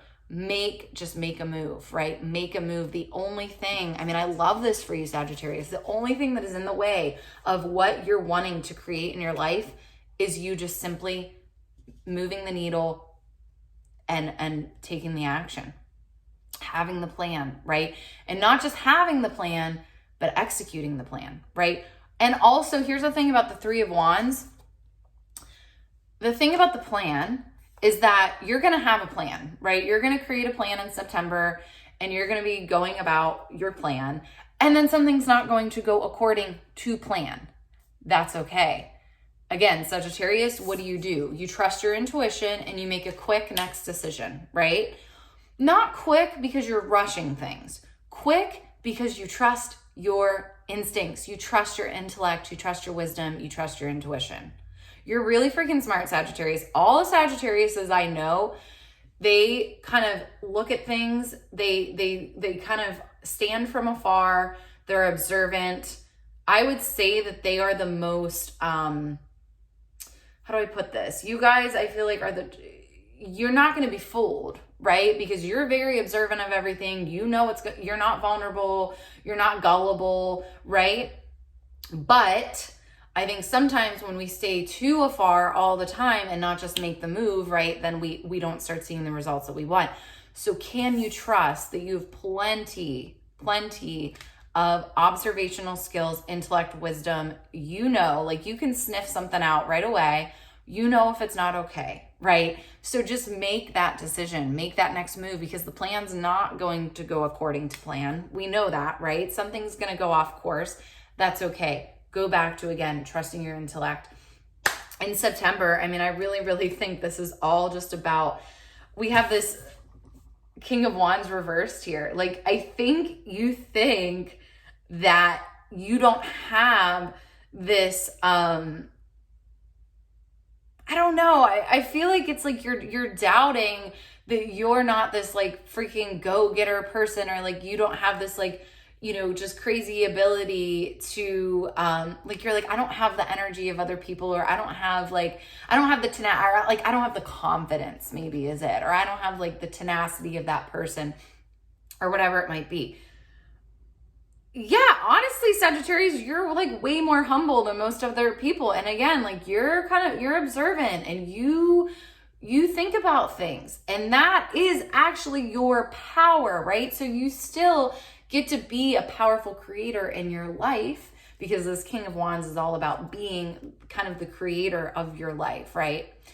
You still get to be someone that's really, really powerful and get stuff done, but you're doing it a little bit better than I'd say most people, right? Because you're doing it with this knowing of, okay, I've kind of checked out the situation. Use that to your advantage. You don't have to stay on the sidelines, right? Whew. Okay. I don't know. There's a lot of energy here, Sagittarius. This is good. I'm excited for you. This is a good thing. I love this card. We have the 9 of Cups here. This can mean a couple things. First off, I think it's like you're really good at balancing your energy. You're very aware of what is too much for you. And so can you actually trust that your emotional intelligence is going to lead you through your decision making here? Also, like, I just feel the 9 of Cups is really, to me, it can be about seeing the beauty of things, honestly, like seeing the cup half full kind of thing. It's your optimism. It is your way to see the best in things. You have that on your side. Okay, so you don't have to work on that, Sagittarius. You don't have to work on your attitude. That's kind of the funny thing. We have this 4 of Cups reversed here. You don't have to work on the emotional side of this, actually, at all. So success, right? We always hear that phrase, like, success is an inside job. And I think for a lot of people, what holds them back is negativity. It is, not believing that things can happen for them. And yeah, Sagittarius, do I think maybe that can come up for you? Absolutely. But I think at your core, you're very, very, very positive people. I think you do that very well for other people, practicing that for yourself as well.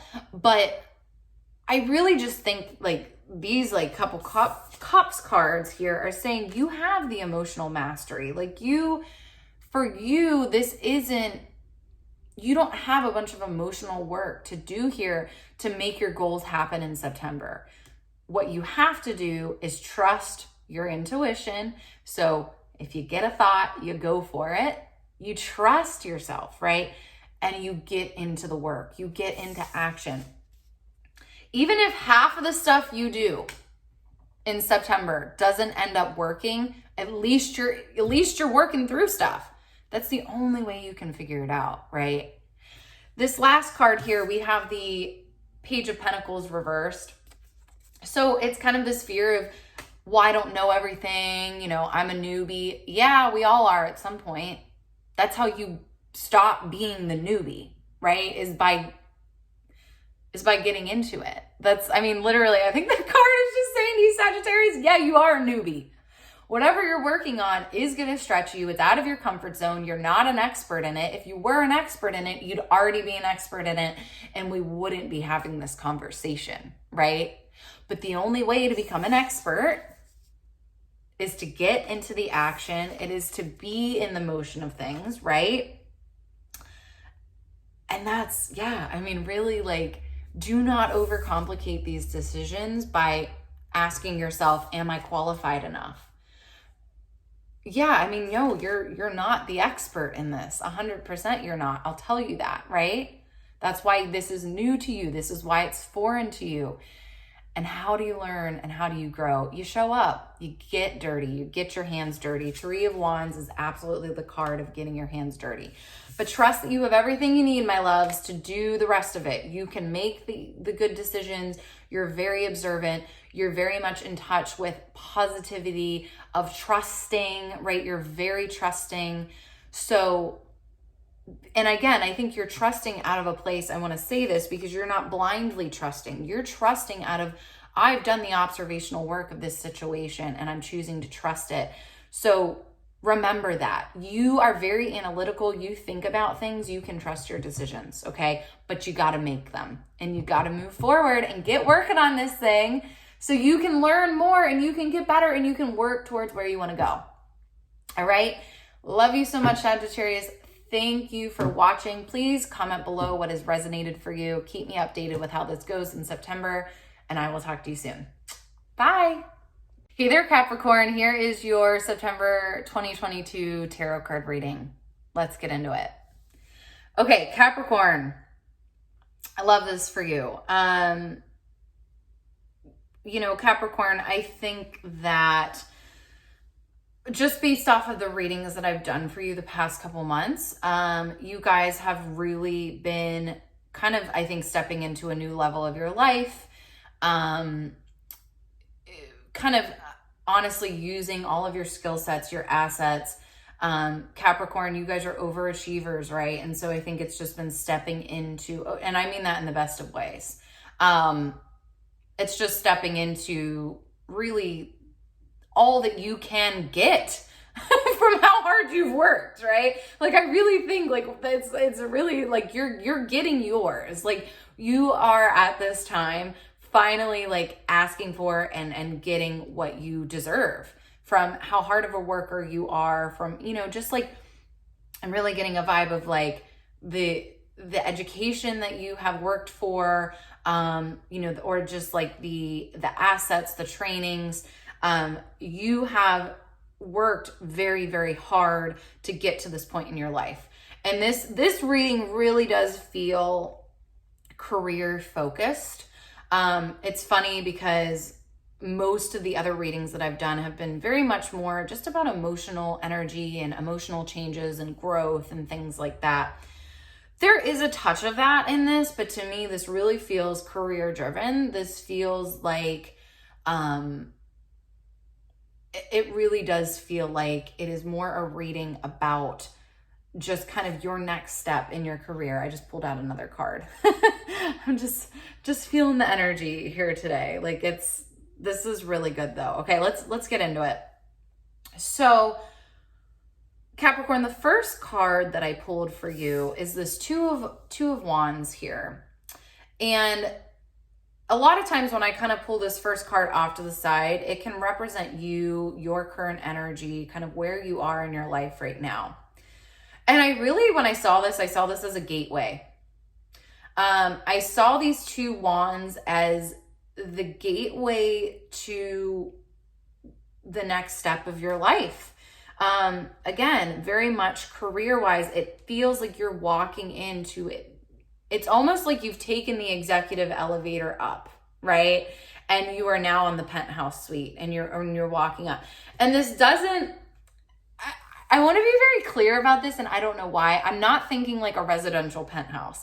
I am totally like, this in my mind is like the executive level, like top office of the building.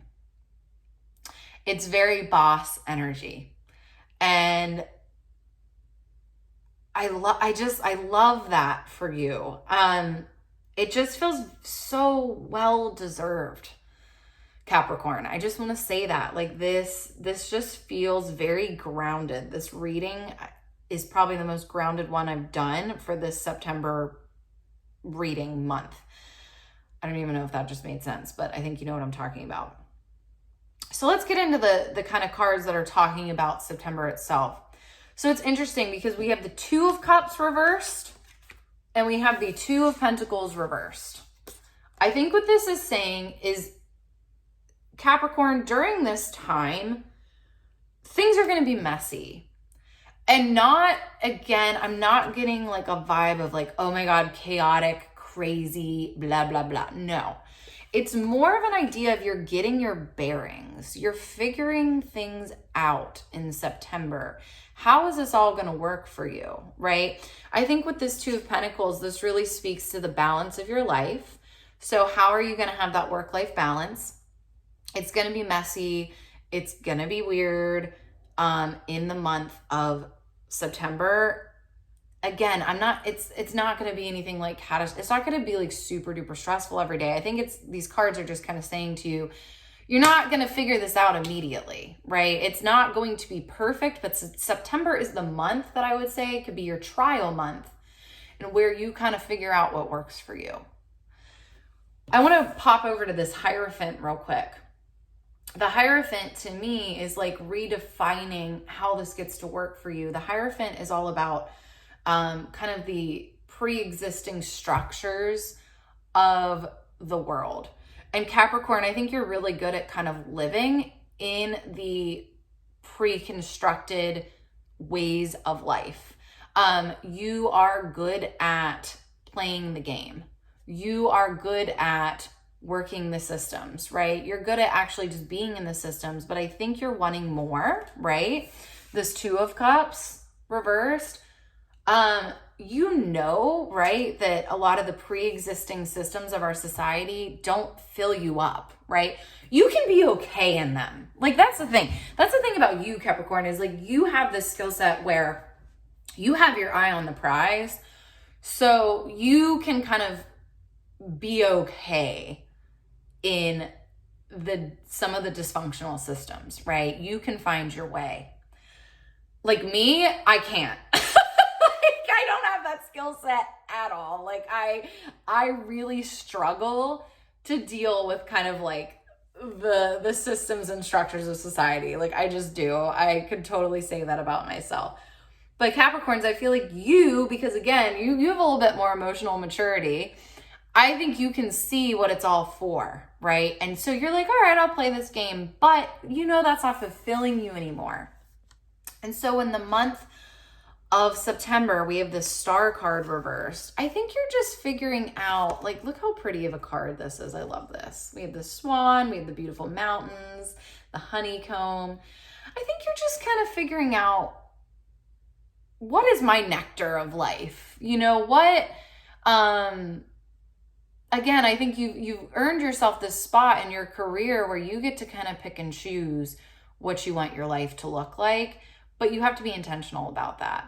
And really, so I would just say in September, like, be easy with yourself, because I would truly look at it as a trial period to then figure out how moving forward your life is going to be set up with this work-life balance. So again, September, I really think the point of September is figuring out, how do I want this to work for me? Okay. So good. I love this. I love this. I love this. So we also have this Ace of Swords, and it's reversed. I think here it's kind of this idea of not needing to know it all right now and not having to make big decisions. Can you give yourself that permission? Capricorn, you've already made a bunch of big decisions. That's how you've gotten to this next step in your career. It's, you know, and I do want to be clear, if you're watching this and you're like, but I haven't, you know, moved in my career. I'm curious, like, if this could mean for you, right?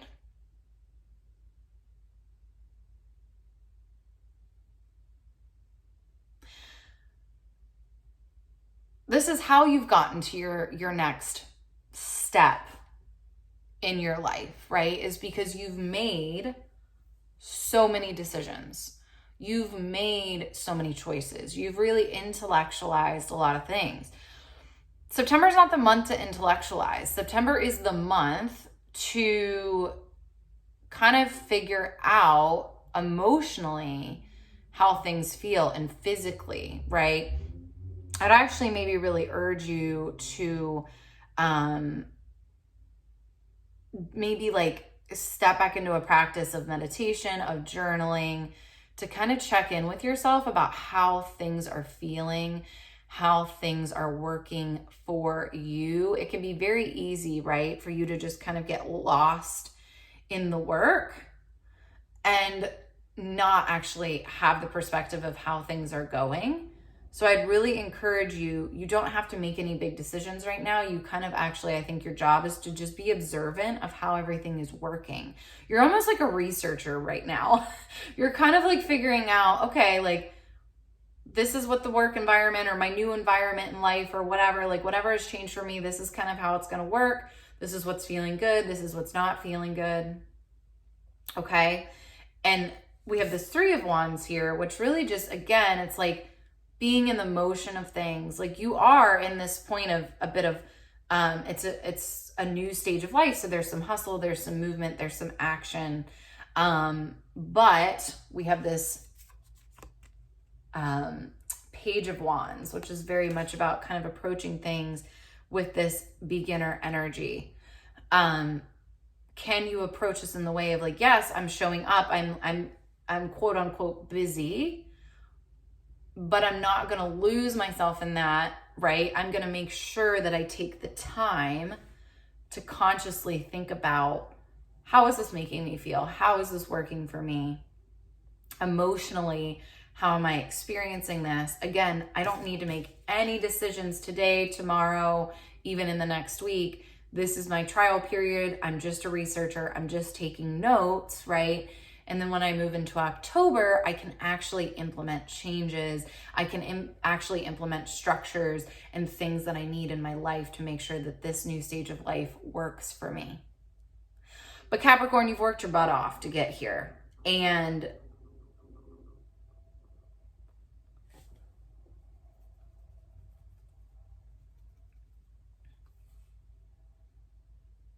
you've worked your butt off to get here. And I don't think there's a whole lot of doing needed to figure anything out. Yes, the doing, I think the Wands here is about just being in the experience of this new thing in your life. But really, this is the time to, again, figure out the balance, figure out what you need, figure out what lights you up. You've worked hard. You get to like, you deserve to enjoy this. This gets to work for you. That's why you've stepped into this, so that it works for you. So take this time to figure out what is going to work for you.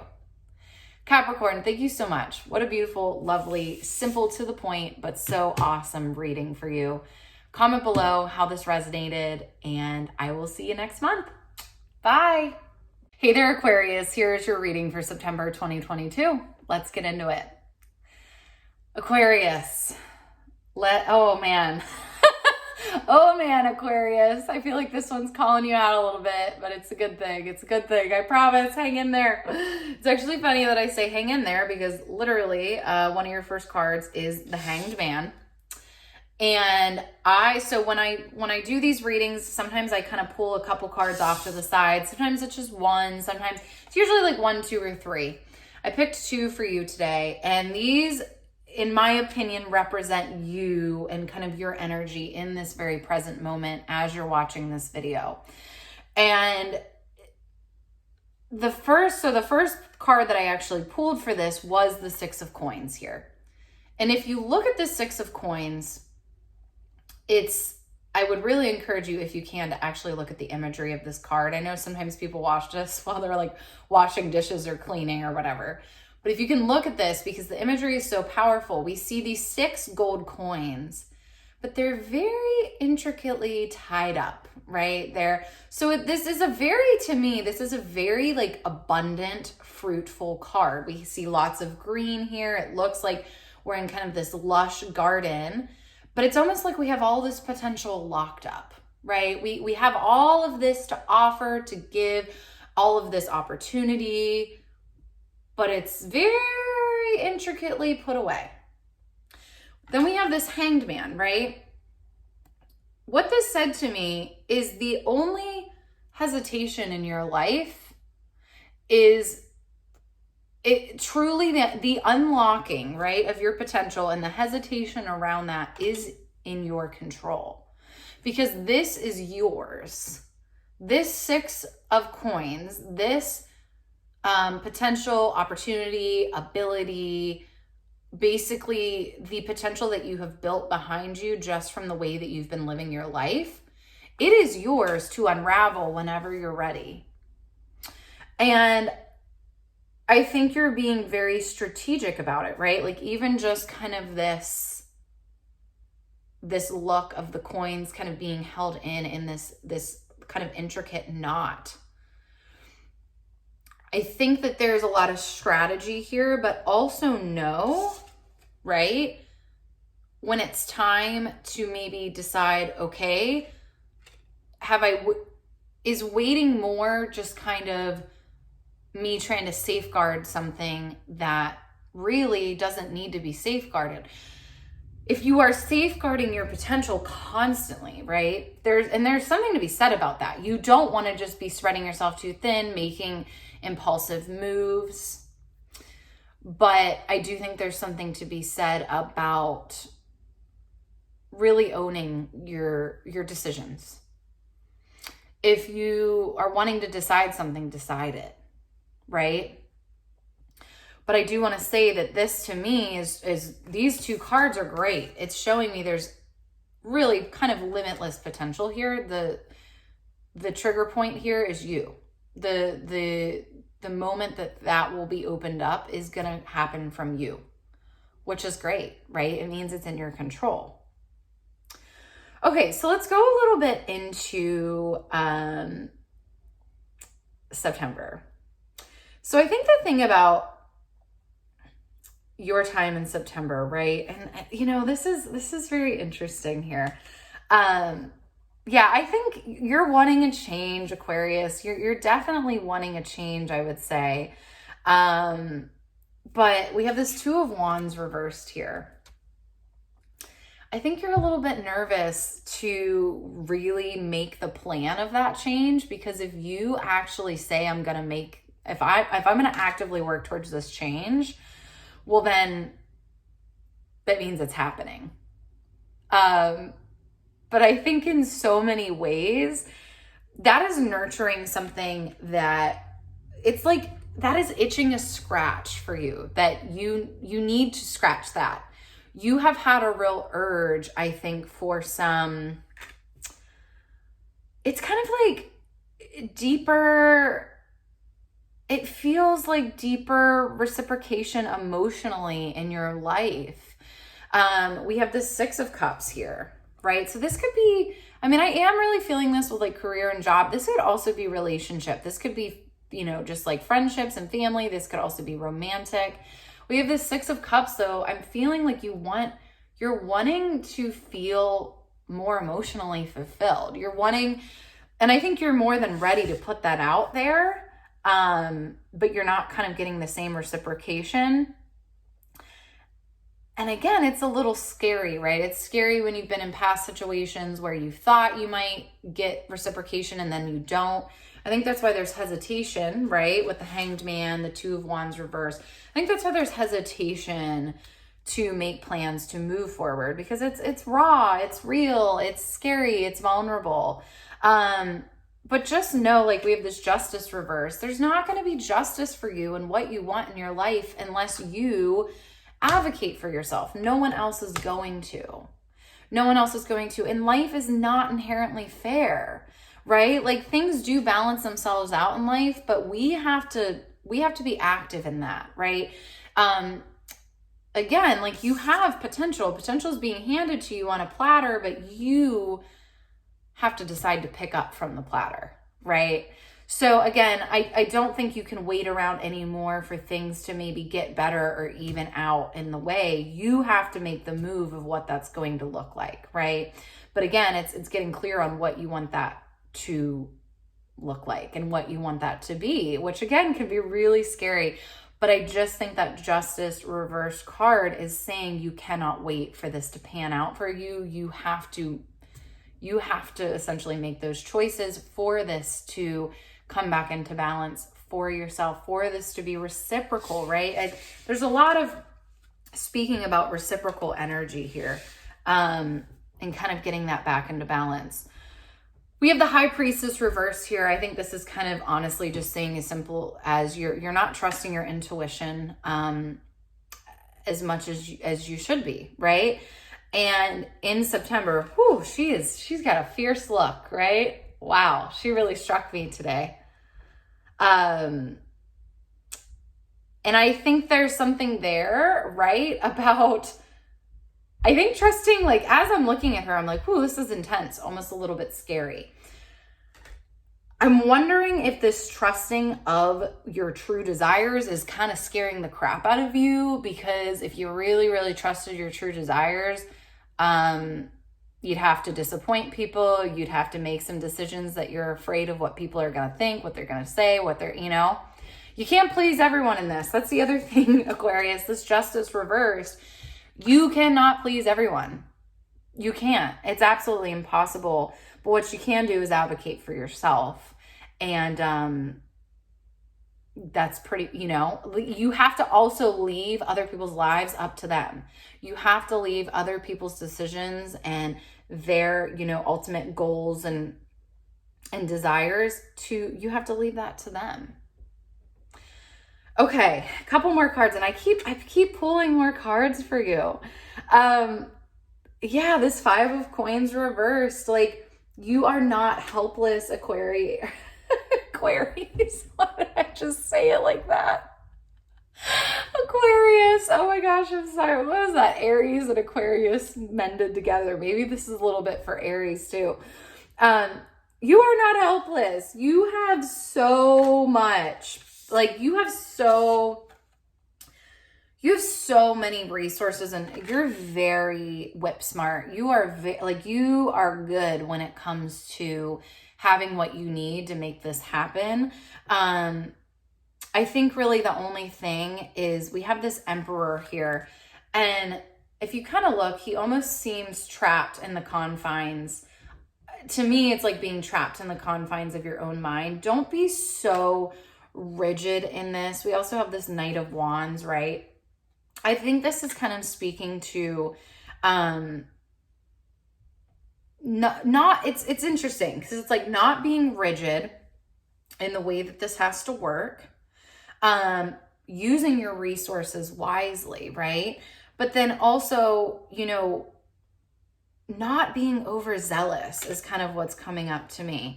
Yeah, for this Knight of Wands here, not being overzealous with this, maybe not falling back into kind of patterns that have not worked for you, right? I think the Emperor represents sort of this idea of security, and this is familiar to me. So when you're going into September and you're trying, if you decide, right, to take action on these things that you're really wanting and really owning, this is what I'm wanting in my life, it can be easy, right, to get excitable about things and to fall into old patterns and old kind of comfort zones, right? So you might kind of switch environments, but then you're like, wait, this is the same exact thing, just a different place, right? So really actually being aware, we have the Death card reversed.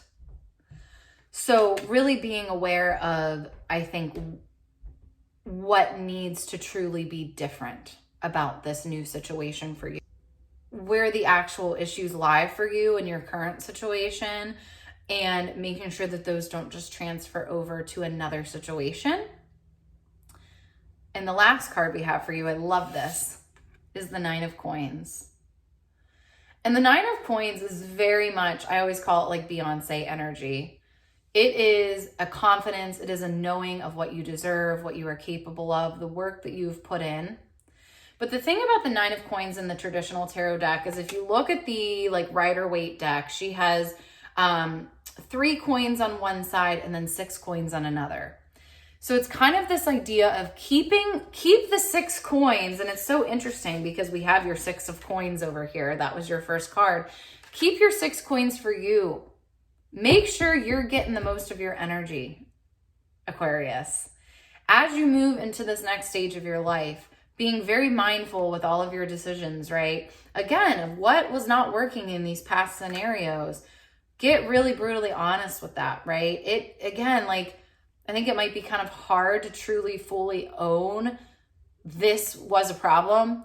But if you can, right, that then enables you and then allows you to go into this new situation, making sure that you're not going to get back into that pattern, right? The Death card also talks about cycles and patterns. So making sure that you kind of break that cycle, right? And how do we do that?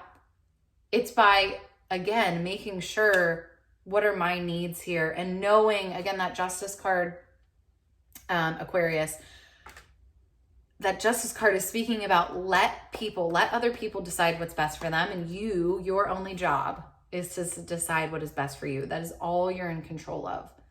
But the world is your oyster in September, Aquarius. Why am I having such a hard time saying your... I've done too many readings. But no, I love this for you, Aquarius. And as you move into September, the world is your oyster. But please, please, please do that reflection and be really, really clear on what you're going to need for you, right? For this to work for you in this new scenario. Okay, much love to you, Aquarius. Have a lovely, lovely September, and I will talk to you soon. Pisces, here is your reading for September 2022. Let's get into it. Pisces, this reading is intense. It's heavy, but it's not heavy in a bad way. It's nothing bad. It's nothing scary. It just feels, it's intense. It's intense. And I feel like there's a bit of a burden on you that is being placed there by you.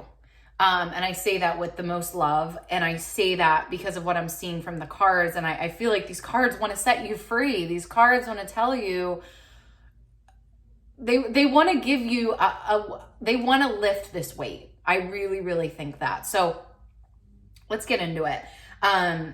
But yeah, I mean, I just want to acknowledge that this feels like, I'm not even sure if you're quite aware of the weight of this on you. And I'm kind of curious after you listen to this, like kind of what your thoughts are. Comment below. I'm very curious how this lands for you. So Pisces, we have the first card that came up, and I like to kind of, when I pull this card that I kind of pull off to the side, I feel like it represents you and your energy in this moment currently. So not really looking fully into the future of September, kind of just looking at you right now. And we have this 9 of fire. And if you look at this woman, she, like, just the way that she's dressed, right? She has what looks like a silk top on, nice straight leg jeans. If you're a guy and you're like, okay, this means nothing to me. Just really, she is like a little shawl over her shoulders. She has her hair back in this bun. It's very, to me, it's like I have my life together. She very much has this presentation of, it's not stiff, right? It's not fake. It is very real. This is, to me, it's grace, it's elegance. I've put my ducks in a row and I have my life together. And I think Pisces, as you're listening to that, you might be like, well, that is definitely not me. Pisces, it is. That's kind of the whole point of this reading that I'm seeing for you, is that no, Pisces, it is.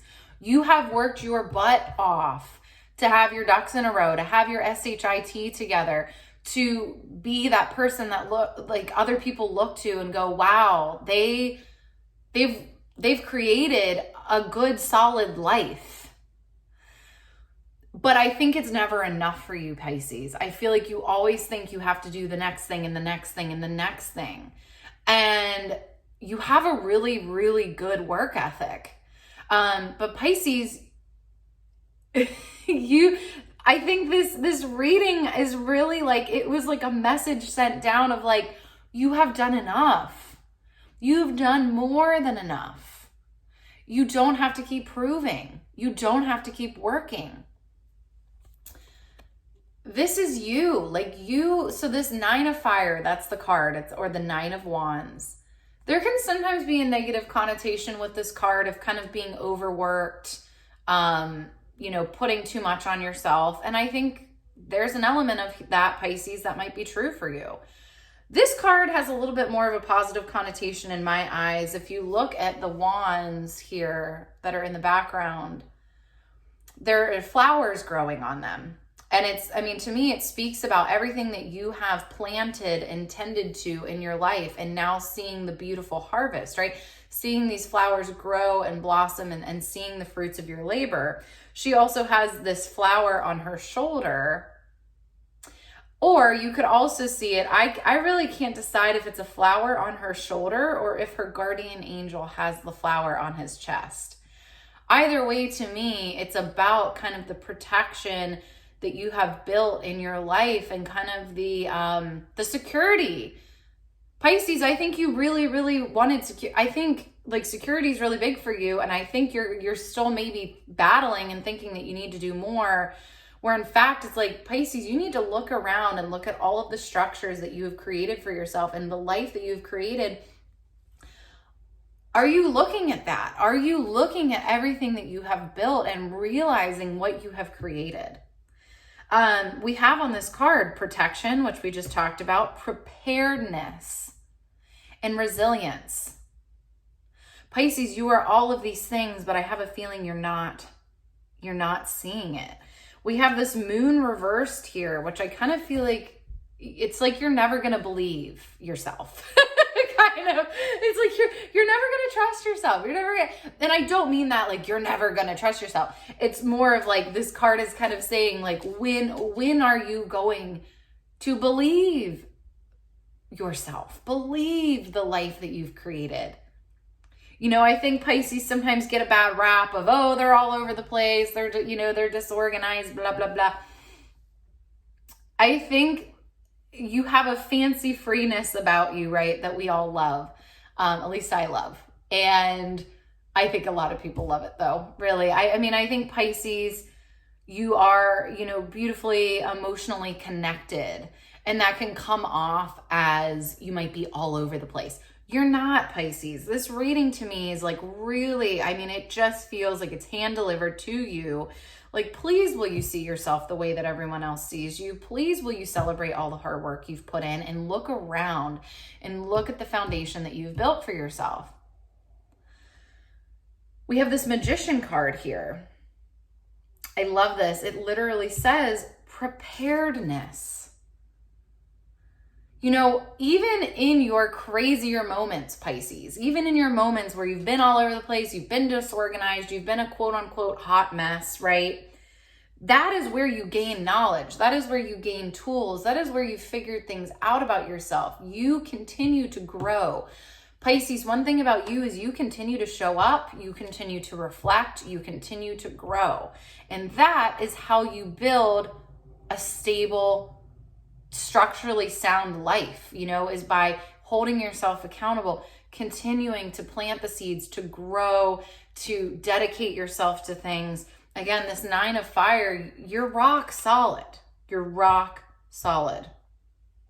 We have this wheel card, okay? And this card is kind of creepy in this deck. I'm not going to lie. I don't know how I feel about that. But the wheel, if you actually look at it, it says luck. I really think this came up. The minute I saw it, I'm like, they are saying like the universe, your guides, your angels, whatever, resonates with you. I think someone is saying to you, it is not luck, Pisces. It is you. It is you. You have done this, right? We have this King of Earth here. King of Earth is such a grounded figure. And I think, again, you might be laughing about that. I am not grounded.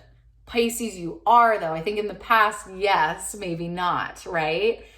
But the thing about you is you've taken your past experiences and you've done something with them, and you have, again, become very, very resourced, very, very grounded, very, very much.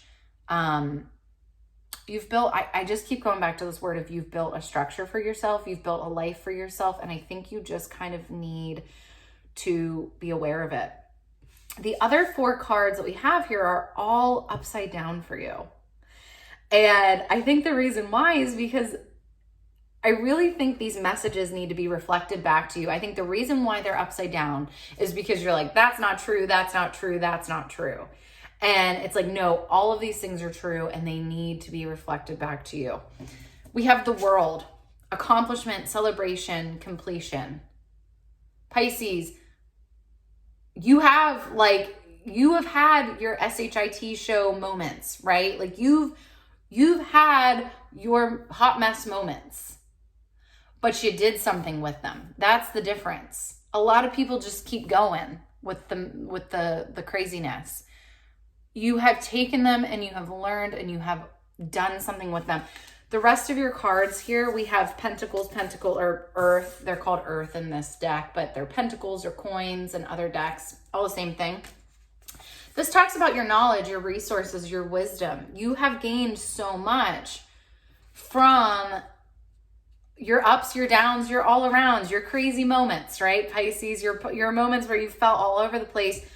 You have matured. You've matured past that, Pisces. Like, you're doing so well. You're doing so well. I just think you need to hear that. This message is a lot different than a lot of basically any of the other readings I've done.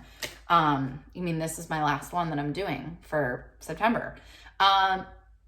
You know, there's not really any action steps for you here, Pisces. Besides, I think you just needed to hear, like, you're doing really freaking well. And your hard work, like, it is recognized, right? It's not for naught. It is recognized. It has made changes in your life. I think the action is you just need to see that. You need to be aware of that. You need to celebrate that. We have this 10 of Earth, right? Which is just like, if you look at it, it's like an older man with his dog, and he has this big, thick book. And I kind of see it as like the book of his life. All of his knowledge, all of his wisdom, everything he's gained. We see this happy family in the background, right? I think this is just about, I mean, Pisces, I would invite you to look back on your life, the good, the bad, the ugly, and can you appreciate it? Can you appreciate where you are now? Have you done that? Have you actually reflected on how far you've come? Maybe you need to journal about that. Maybe you need to, do some reflection around that. You've come really, really far. Pisces, I want to end on that note for you. This feels complete. I think the message is pretty complete. I'm curious, kind of how this resonated with you. Please comment below, but I feel complete with this. Someone, and I would say multiple someones, both here on this planet and beyond this realm, are very proud of you. Very proud of you, Pisces. Like, I feel like I'm going to cry. They are very proud of you. Whatever that means to you, whoever those people are, they are very, very proud of you. And please, please, please take the time to reflect back on, where you have come from and where you are now. And that is because of you, Pisces. It has always been. Love you so much, Pisces. Have a wonderful, wonderful September, and I will talk to you soon.